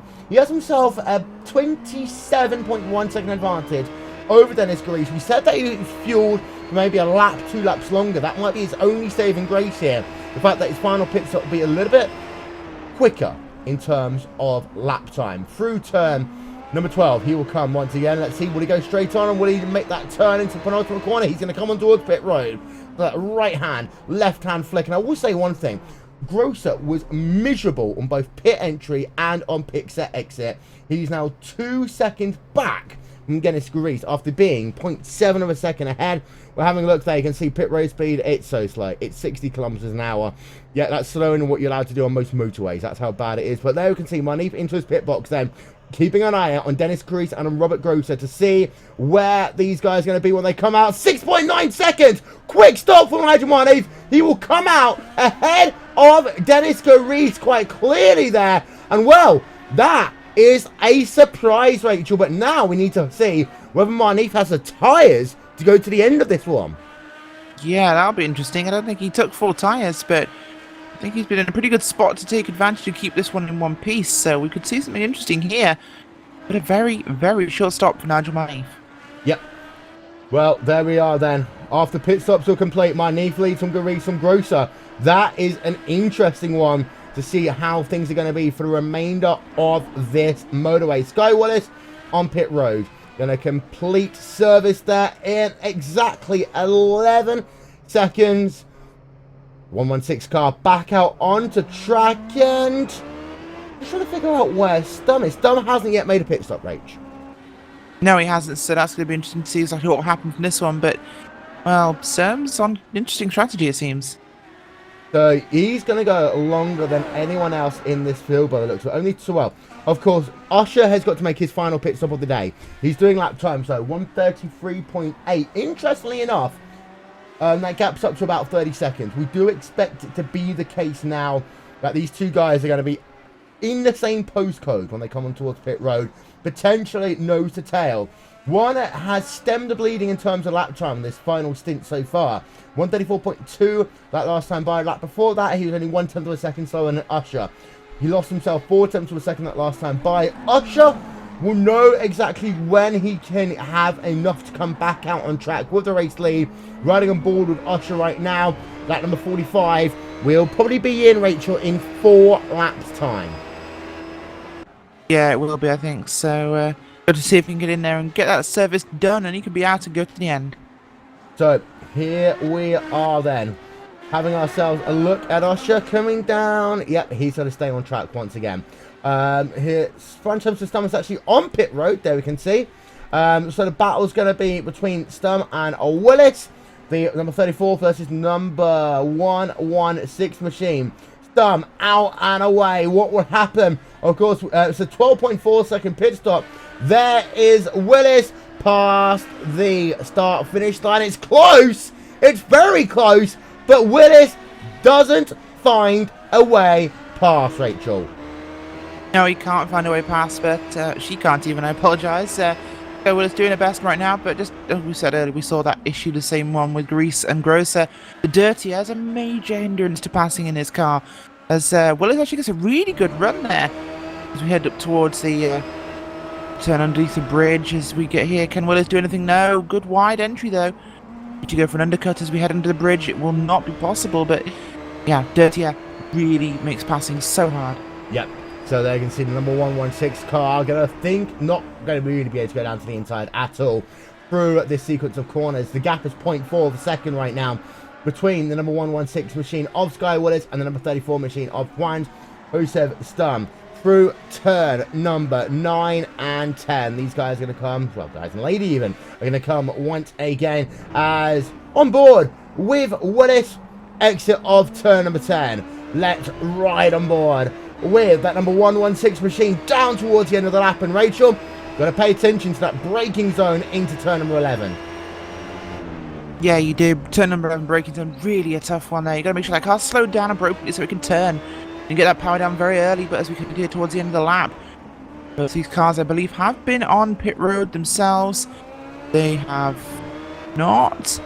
Yeah, Sky they Willis have. They have. Sky Willis has been on pit road. As she gets to the run to the inside here, she'll have the overlap. She'll have the corner this time by, unless Dem can hold it around the outside. He does. Oh, she just overcooks it there early on. Yep, so we go back on board. In fact, lost 0.8 of a second that time by as well. So, sometimes fresh tyres are the advantage.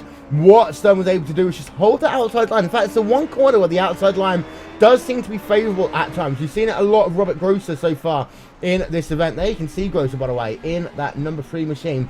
Despondent in some ways, Rage. The champion 3 seconds behind Garis, and he lost most of that time in the pit stop phase. We always say in road course racing, especially in tight fields, it's getting on, getting off pit road that is the most important thing you can do. Absolutely. Getting on and off pit road is an underrated skill. It can make so much time on the field in on and off pit road. It's the time taken to go down pit road, time taken to get down to the pit road speed and get on the limiter. Of course, not every pit road has the limiter before you actually get to a long, twisty section, so if you can get through it faster, benefit. Look at Homestead Oval, for example. On and off pit road there, so much time can be gained.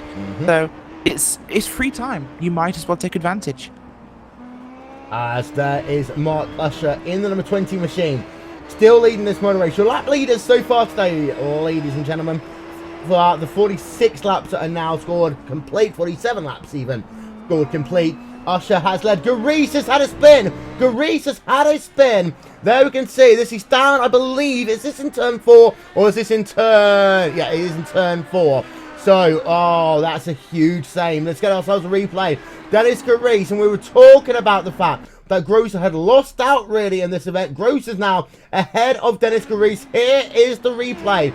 Down in towards turn number 4, right on board with Dennis Garis. Back end just stepped out, too much curb.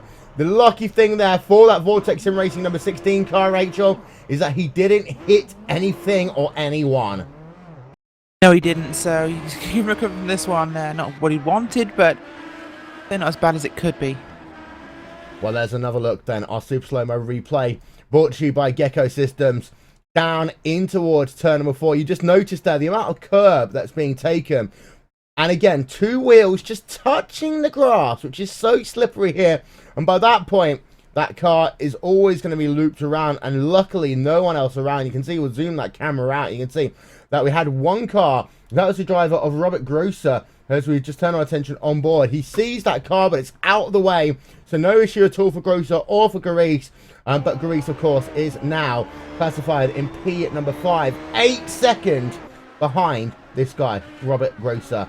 As Usher's on towards pit road for the final time, Rachel. Yes, he will be. Mark Usher, I apologise, for coming down pit road. Look at Robert Grosser, so that's why I was thinking about Roberts. But yeah, onto pit road now. We'll get his tyres and fuel here. Yep. Mark Usher getting on pit road. 4 Firestone tyres and Sunoco race fuel. That car will drop off on its the air jacks. Down and away.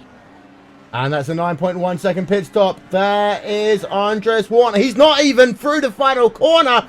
Usher has this one by a landslide. And it's going to be about 5 seconds when all is said and done. So Usher gained 10 seconds in as many laps, Rachel. Yeah, he did. And that's a huge amount of time. That guy's been absolutely ballistic all race. Yep, so let's have ourselves a look on board with Andres Warner. It's a long process now for Warner to rebuild before next season's championship. He's been close many times, but the only issue for Warner is that there's one column where there's a big fat 0. That is the win column, where in many parts of the season he potentially thought he could have had one. We'll run through your field fully in a moment's time. But there is Mark Usher. He's heading himself onto the back straightaway. Well, I say the back straightaway. Realistically, it's the 4th straightaway on this racetrack. It is the longest of all of them, though.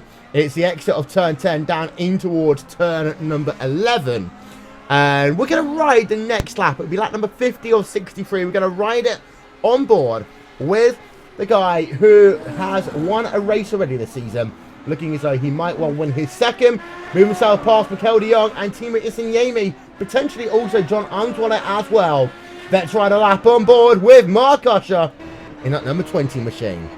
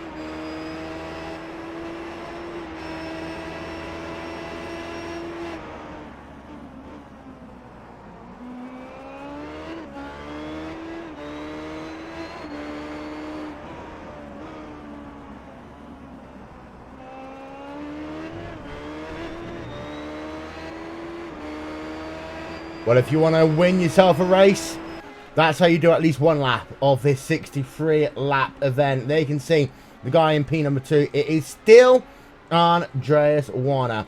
P number 3, there you can see Nigel Marneef, who somehow came out the beneficiary of that one. It was a crazy one. 6.9 seconds. Course rate, what we were setting ourselves up for was a potential look to see who was going to, whether Marneef was going to be able to hold on with old tyres.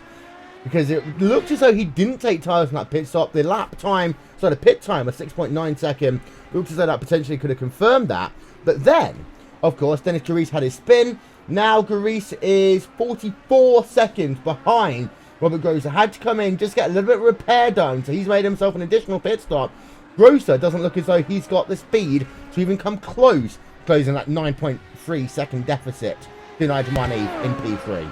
No, not at all. It's a really small gap right now. Marneef in a pretty secure P3 as it seems, but Werner definitely looking like he's the one in control of second place. We know Marneef actually did come down for his final stop. Very short stop, so we could be seeing tyres not perhaps used.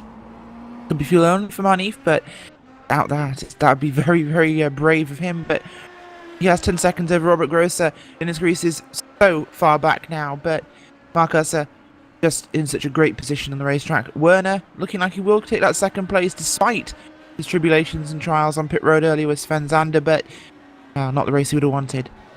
Yep, just having a look through the best battle we got on track. This is Sky Willis versus Juan Jose Stom. We talked about this one already. Down in towards turn number 2.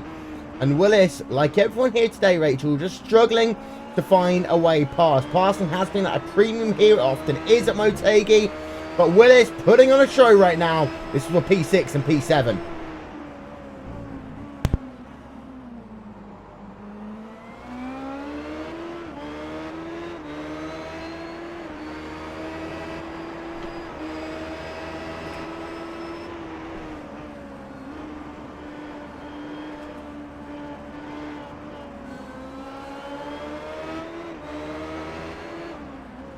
My microphone was muted, that's a bit of a problem, but yeah, Sky Willis there and Franz Josef Sturm on track.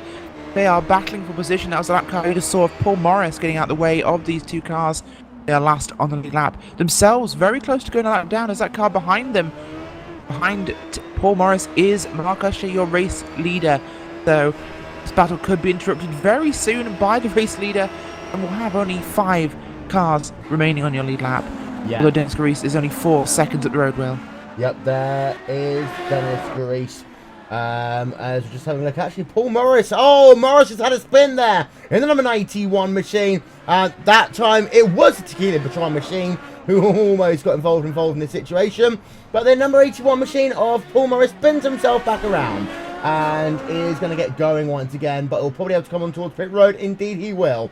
Get himself some repairs done to that race car. We'll get ourselves a second look at that one for you as we rode on board with him. This is down in towards turn number 12. A lot of guys, Gangrel, very closely separated, and yeah, at that time just ran it into the soft wall, Rachel. So Paul Morris does get that car back on towards pit road, but has to get a couple of repairs done. He'll come back out onto track before we know it. Still the good battle going on. P6, P7. We'll go back to this one. Yeah, very much so. It's quite an entertaining one, especially with your race leader Mark Usher behind them. So Gowers could be clever here and use this as a pick to get past Franz Joseph Sturm, but she's going to have to be very careful. So is Mark Usher. He could get involved in something here that would end his chance for a win. Yep, there we can see. If you're Usher, you're going to come down to the inside now of Willis. You're going to get one. You're not going to get both, though. Willis, this could work. This could work to Willis's advantage. But actually, Willis lost out a little bit. Down the back straightaway they come. Having a look at our aerial coverage as they come down in towards turn number 11, 12. Here we are once again. And there is Usher down to the inside. Willis thinking about making a move. No. But it was a half chance. There, Will. A half chance. Yeah, she needed to keep behind Mark Usher there and actually use that as a pick. Follow him to on the inside of Franz Joseph Sturm, but wasn't going to be close enough there. Didn't have the advantage when she needed it, but still quite an entertaining one we've got here. Yep, there is a look on board with Willis in the number 116 machine. Coming down in towards turn number 2 of 10. 10 laps to go in this event now. And of course, these guys, Willis will lose a lap because she has now, of course, been passed by your race leader. So that's one less lap, although much better run, actually, out of turn number 2 and 3 for Willis. She's going to think about the outside line. And actually, she gets chopped off a little bit there by Sturm. Sturm moves across the racetrack to try and take his natural line into turn number 4. And Willis, I mean, that was almost, if you're going to use old IndyCar terminology, that was almost blocking there, Rachel. It was almost, and wow, look at this car in front of him. That is Dennis Garisi. This is P5 right now on the racetrack, and he's being caught very quickly by Sturm and Willis. So this could make things very interesting here as Willis gets a good run. As we head up towards the hairpin here onto the back straight. Not going to have enough time to do anything about it, but again, a lap car, this could be another opportunity for her. She gets a good run there. Again, bottles it on the exit, just can't quite get that car rotating. Yeah, there was a little bit of banking on the outside of that corner, which helps. But we'll go back on board with Willis. Will it be a late dive to the inside? No, she won't do that this time by. But they are catching Dennis Garis. We all know what the lap times were last time by. 1:36 there for Garis, 1:37 for Sturm, 1:37 for Willis. They come on the exit of the final corner. Let's see what the lap times are next time. Oh, Willis spins it. Willis spins it on the exit of the final corner. The third driver to do that here today, Rachel. And that has put paid to what had been a great scrap for P number 6 and 7. It has, and that's unfortunate. It was a great fight they were having, but he is going again, so that car's not in too terrible a state. Probably certainly needs to come down pit road next time by. No, she keeps it out the wall, so that's okay. But, yeah, really unfortunate. Nearly comes back on track in front of Andreas Werner. I'm sure there'll be some choice words expressed post-race by him towards the 116 car, but no, she gets it going again. Unfortunately, that was a great battle. We'll not see that happen again. But we could still see Sturm going after Greasy, which is happening. Yep, that's exactly what we mean. There was Warner.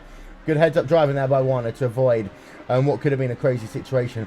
Last time by, Garis was 2 seconds slower than Franz Josef Sturm. So actually, we're still going to have ourselves potentially a battle.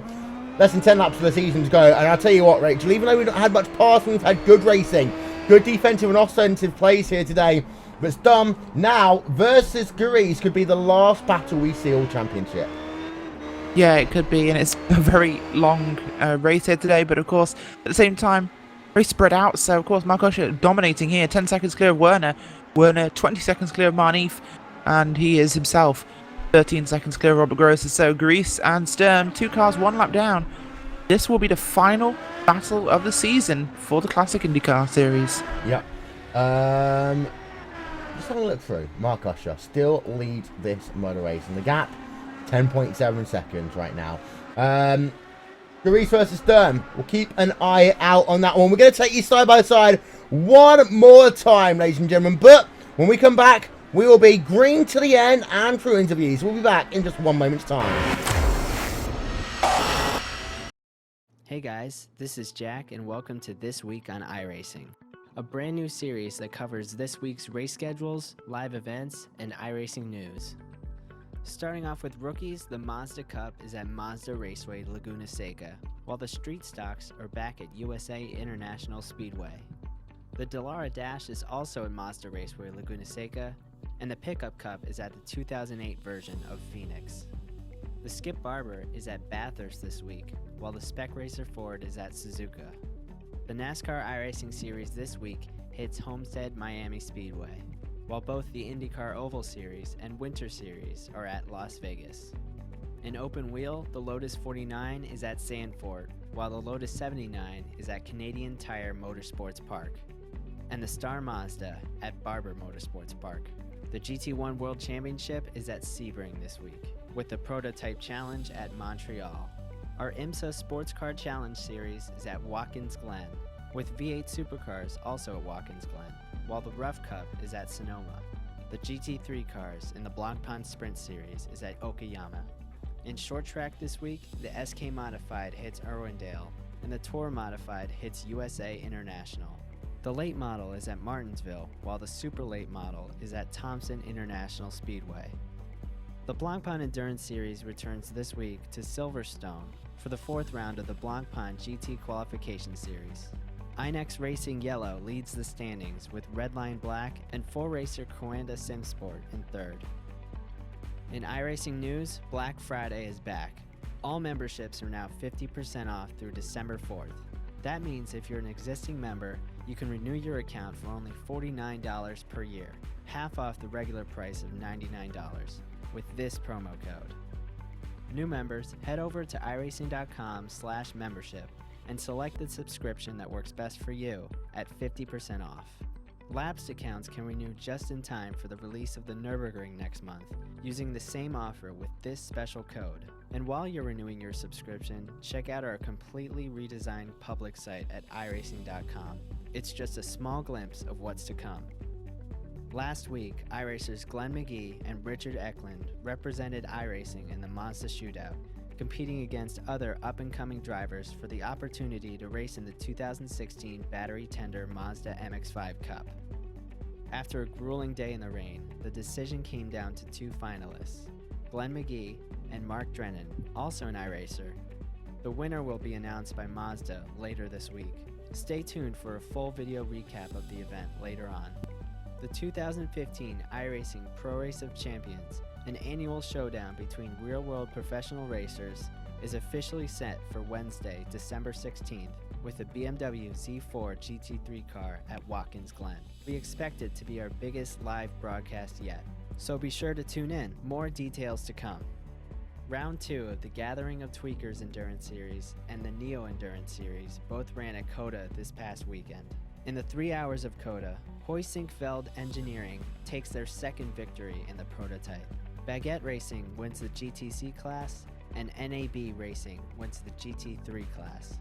In the Neo Endurance Series 6 hours of COTA, Team Chimera won the prototype class.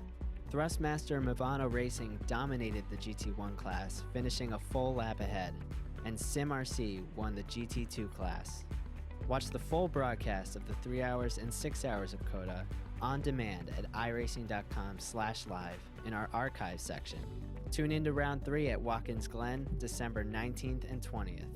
The NASCAR Pro Series hits Homestead on Tuesday, 9 p.m. Eastern, 2 a.m. GMT, with live coverage provided by Live Sim Racing TV. The iRacing Road Pro Series hits Silverstone on Saturday. Tune in Saturday morning at 9 a.m. Eastern, 2 p.m. GMT for Round 3 at Silverstone. Live coverage provided by RaceSpotTV. That's all for this week. We'll see you on the track.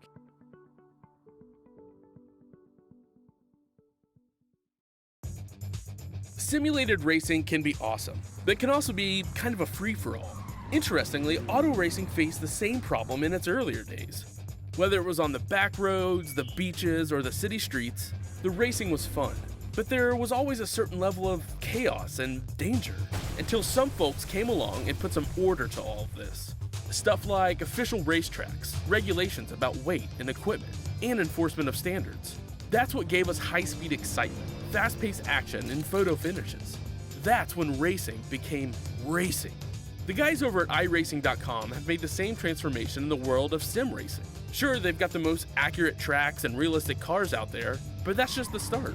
See, iRacing analyzes the performance and results of each driver in every race, so you can be sure you're always placed in races where the competition will be tight, and that those reckless drivers who ruin it for us all are kept in the pits. Not to mention that with over 45,000 active members already in their vast community, you can find races day and night, so you can always get in on the action. You can even join a league of your favorite series. And since updates are always automatic, you don't have to worry about software and can focus on the track. Zip up your fire suit and check out iRacing.com. Welcome back, ladies and gentlemen, to the last 4 laps of the season here on RaceSpotTV. Whilst we were away, Sven Zander put himself out of this event, and Rachel, it's always tough to lose and fall out of contention and crash your car with less than 5 laps to go in the event. Yeah, certainly not the route you wish to take with the race as it stands, but at the same time, it's still on now. Of course, not long to go before we finish this race up, and it's still Mark Usher out front from Andreas Werner, from Nigel Marnie, from Robert Grosser, Dennis Garice, Franz Joseph Sturm, Sky Willis, Tim Miller, Brian Corwin, Paul Morris, Van Zander is, I believe now, retired from the race. Yep, so we've got 10 guys remaining in this event. We're just getting ourselves a replay to show you what happened to Zander. Trying to pick it up on our cameras for you because we're nice like that. But Usher, 16.8 second advantage over Andreas Werner last time by 133.361 compared to 134.759 for Andreas Werner. There you can see the incident there for Sven Zander. It was a hard impact on the exit of the S's. Nigel Manifo running himself in 3rd place right now, Rachel. And well, it'll be interesting to see what happens in terms of P2 and the championship out of this one. Greece, of course, had a kind of weird up and down day here today. And coming into this event, Greece was in P2. Tim Miller was in P3. Christian Thiazulk was in P4.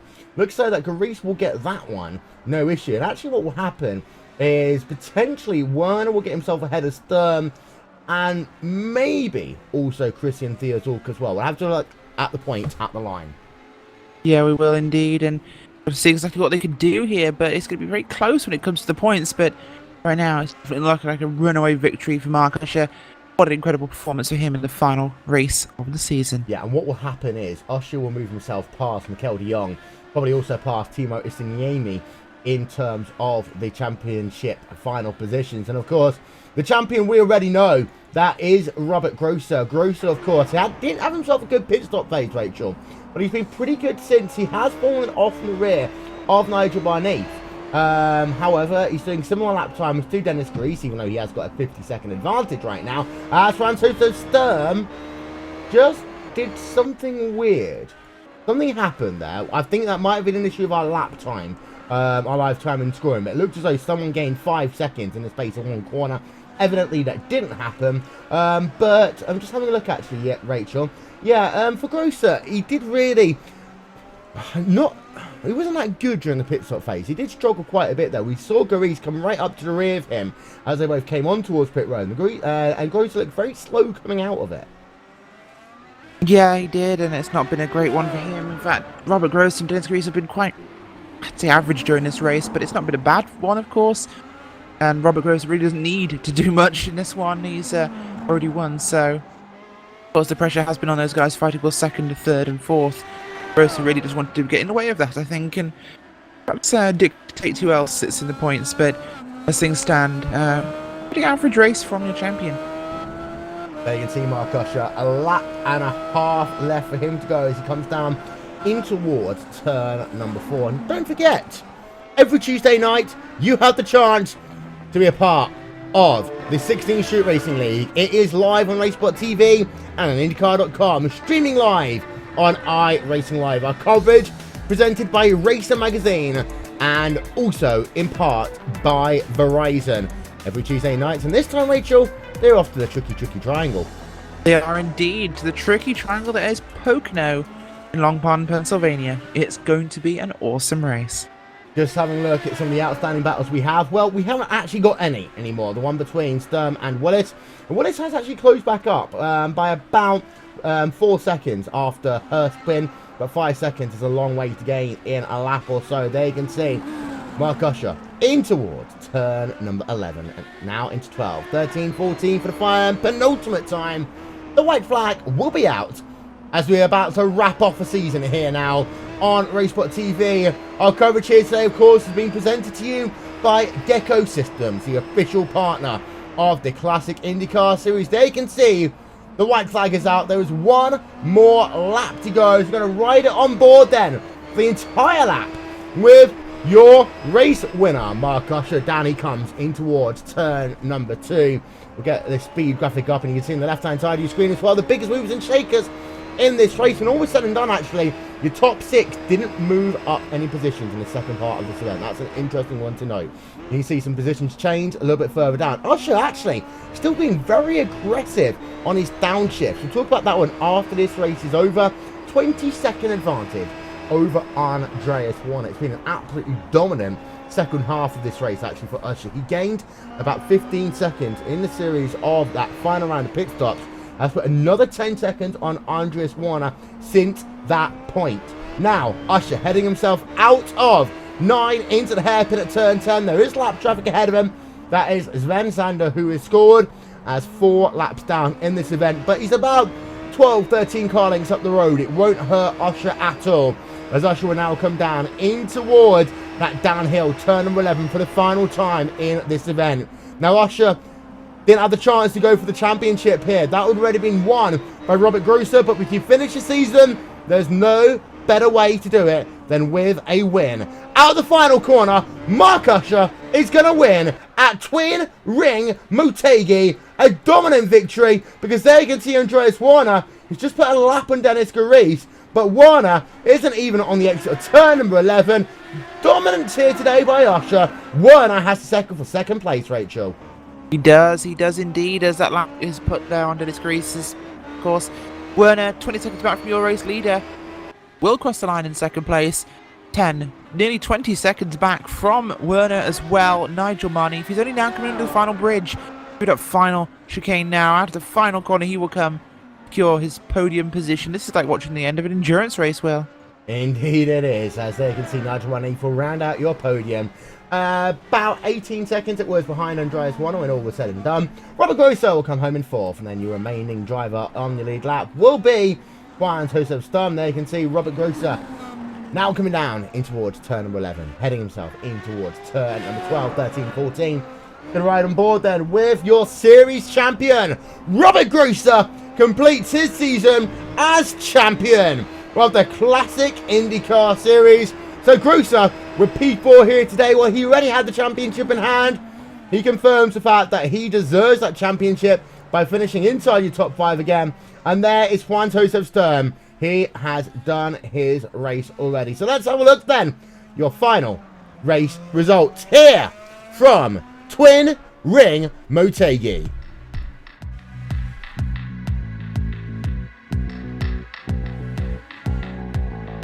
Mark Usher, 21.2 seconds was the gap at the line. He comes himself ahead of Andreas Warner. Nigel Marnie in 3rd, a further 18 seconds back.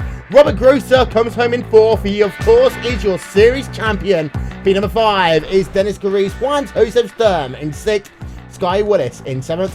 Tim Miller 8th. Brian Corn in 9th. And then Paul Morris rounds out your top 10. We head ourselves back in from here on in. It is all retirees except for one.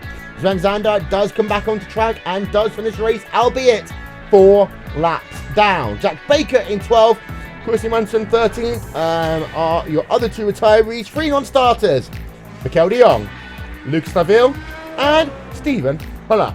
We are going to get a word now with Brian Cohen in the number 12 car. He is stood by with Rachel Whitefoot. He is indeed, of course, joined now by Brian Corwin. Brian, not the best race for you. It's not what he wanted. That Mendelon's Honda did not have the end it deserved. Of course, you had that spin about halfway through the race. Tell us about it from your perspective. How was the car today? It was miserable. I couldn't get this set going. I said I was going to run this race a little late in the game. I missed most of the season due to work scheduling and personal injuries and stuff. So I didn't have a lot of time to do a lot of testing and development with the track temperatures changing and the rubbering and all that. I just had understeer the whole time, and unfortunately, got to the grass and it just caught me out. Well, unfortunately, that's one of the things with the Japanese tarmac and a car that's really pretty slippery on its high RPM, low gear range. Of course, this is the final race of the championship. Are you coming back next season?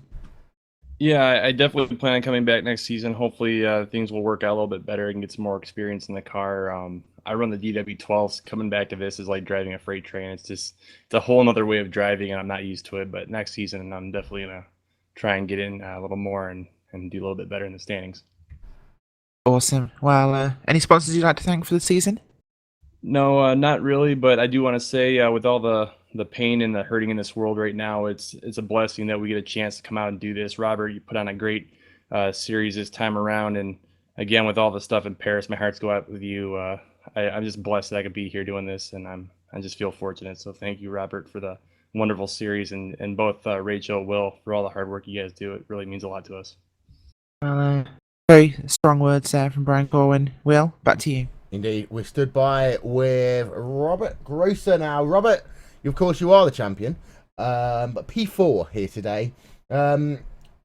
Particularly, it seemed to be the start and end of a run where you seem to be struggling. Take us through your event. Well, first of all, I would like to congratulate Mark Usher, for incredible performance today. Yeah, my race was quite. I had quite a lot of pressure with from Dennis, who was faster but made some mistakes. So he passed me several times, but after all of his mistakes, he ended behind me and put a lot of pressure. So I had to stay very focused. Yeah, I think with 5 laps to go, I actually spun, but it didn't really matter because then, yeah, P4 was already safe. So yeah, when Dennis was gone, it was yeah, just bring it home actually. Well, in terms of the championship, of course, you had the championship coming into this event. What do you think momentum-wise will be for you thinking about next season, having won the championship, having got a P5 here, a top 5 here today, in terms of when you start thinking about building towards next season? Actually, for next season, I expect stronger competition, to be honest. Yeah, because yeah, seriously, if you see the performance of Mark today or Andy Warner, Nigel, they are clearly faster. And if they make a complete season, it will be very, very hard to beat those guys. So it was a matter of consistency for me to win this championship. And I'm must be happy if I score a top 5 in the next season, to be honest. Well, before we let you go, Robert, anyone you want to give a shout out to? Oh, there are plenty of guys I would like to thank. First of all, of course, you and the whole RaceSpotTV crew. You did incredible jobs during those broadcasts. It was always such a big fun to watch these broadcasts after the race. So big thanks to you. Also thanks to Andreas Warner for doing all the graphics, the schedule, all graphic related stuff. It was really top work from him. Great support. Vortex, especially Dennis, Michael, and big support in terms of setups and administrative stuff. Big thanks to you and all those guys who showed up for almost every race. Tim Miller, Franz Josef Stumm, Dennis. Yeah, thanks. Was really an incredible first season of Classic Indycar Series. And sorry if I most likely have forgotten many other guys who deserved a big thanks as well. That's okay. And not to worry, Robert Grosser coming home in P number 4 here, so I can hand it back to Rachel. Rachel is stood by with Mr. Tim Miller. I am indeed well. Tim Miller, of course, comes home today in P number 8. Not a great finish for you, of course, but pretty good fights throughout the race. Well, I didn't. I made a few mistakes, so I was at pace with Sky, but he was always up ahead of me, so I was by myself a lot of the time. Of course, a quiet race is not necessarily a bad thing. Of course, are you looking forward to next season as a regular competitor? I think so. I'm not sure on the new day, the Sunday day. I'm not sure if I can make that, so I haven't quite signed up yet, Robert. Controversy around the timing of the races might be starting here on RaceSpotTV, but Tim, you are a regular, of course, in the DW12. How's this car different for you? Well, it sure comes out from under you a lot easier, this car, but it's hard for me to go back and forth. Of course, very different driving styles required for the IRO5 and the DW12 cars, as well. Head back to Will. And so we've got ourselves a couple of people left to talk to. We're going to start by talking to the guy who came home in P number 2 here today. That is the driver of the number 8 Tequila Patron machine, Mr. Andreas Warner. Andy, it seemed to be that your race took a turn for the worse when you ended up almost running over a car coming on towards pit road. Talk us through that experience. Andy, wake up. Nope, Andy doesn't actually want to talk to me. He loves me that much, so we're actually going to talk to Francois Sturm instead. Franz, how are you? Hello. Hello. Talk us through your race coming home here today in Pia. Well, in a not bad position when all was said and done, but of course you had yourself an interesting battle with Sky when it's coming home P6 in the end. Yeah, we had a nice battle, but we should have done it till the end, and he spun, and I think we will have a few nice last laps, but he spun. It was a pity. Well, talkers, I mean, the last half of the race, very intensive. Passing here seems to have been at a premium though. Were you aware of that when Sky was coming very close to you in a number of the corners? Were you aware about just how hard it was to actually try and make a pass here? Once was, I think, when we were lapped, that was very close.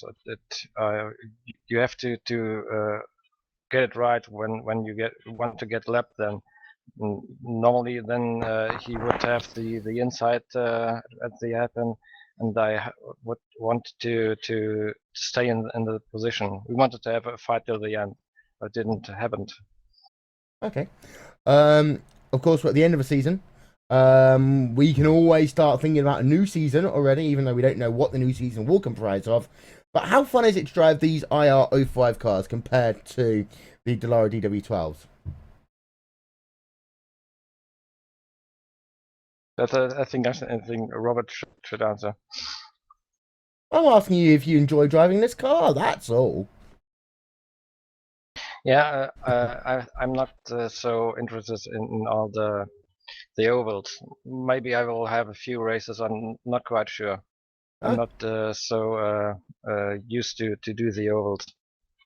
Well, that's why. Thank you very much, Francois Sturm, coming home in P number 6 here today. Maybe, just maybe, he's put the tequila bottle down. Then rate machine, Tequila Patron, Mr. Andy Warner. Take 2. Are you there? Hello, Will. Hello, Rachel. Hello, everyone. Hello. I'm here. Yeah, I need tons of tequila, I guess, for the rest of the night. Well, but, yeah. Talk us through your event. P2 here today, 21 seconds back from Mark Usher. But talk us through that pit stop. I guess you're talking about the first one. Yeah, still not sure why that happened, what exactly happened. Till then, I think the race was looking very good. I mean, first I wasn't sure why Mark was pulling away so fast, and then I noticed, okay, he on a different strategy, and then I thought, okay, well, seems like I have a chance today to win this one finally. But yeah, I don't know. Somebody slowed down in front of me at the pit entrance, and then he couldn't even go the speed limit. So I also had to brake after the chicane, and then my car was damaged, and I enabled the fast repair, I guess, too late, or somehow didn't really work, because at the end of the race I still had one fast repair remaining, so somehow my repair tool did not really work for some reason, I don't know. But yeah, from that point on, actually, my race for the win was actually gone. I mean, I was glad to stay in the second position, and I guess something also happened to Nigel, because suddenly he was gone. I don't know. I guess you know more than I do. Well, everyone had a couple of issues in their own way today. Spins, pit stops, Okay. the works. Nigel Money've had an issue actually with a semi-blown engine. A what? Semi-blown engine. There was smoke Oh. coming out from the rear of his car. Oh. Yeah. Okay. We still allow smoking apparently on RaceSpotTV. I don't know why. But That's cool. as far as the end of this championship goes and the start of a new one, of course, you'd had a pretty unlucky season and you almost were involved in other people's issues again here today, at least twice, people spinning ahead of you. Well, next season, I'm presuming you're hoping for more of a turn in fortune. It can only get better, actually. Well, Yeah. Andy Warner coming home P number 2 here today. Rachel, that wraps up a new season. There'll be another one potentially next year. I won't say a word about that one. No one's allowed yet. But it's been fun, actually, getting these older IR05 cars out for a bit of a change. Because, you know, when this car came out, we were still running on ovals. We still had to split. Tony George still didn't know actually what to do in terms. Well, he still doesn't actually know what he's doing. No, he still doesn't know. But at least, you know, it's fun to actually get these old cars out onto R and give them a blast around some legendary road courses. Absolutely, it's a tricky car, and it's a lot more of a manual car as well. There's a lot more the driver has to do in the cockpit, which makes it much more exciting to race. I think the cars that involve the driver actually having to do things make for the best racing. And it's a pig, it's a handful, but at the same time it's fun, which is exactly what racing's about. Sure, the DDB12 has advanced safety features for drivers, but this is sim racing, and, well, safety doesn't matter. So bring on the spikes. Indeed so, ladies and gentlemen. Unfortunately, that is all we have time for here today. Thank you very much to everyone who's been a part of our coverage over the course of this season. Thank you very much to all the drivers and to all the fans as we wrap up around and a season of the Classic IndyCar Series. From myself, Will Vinton, from Rachel Whiteford, we shall talk to you all next time. Bye-bye.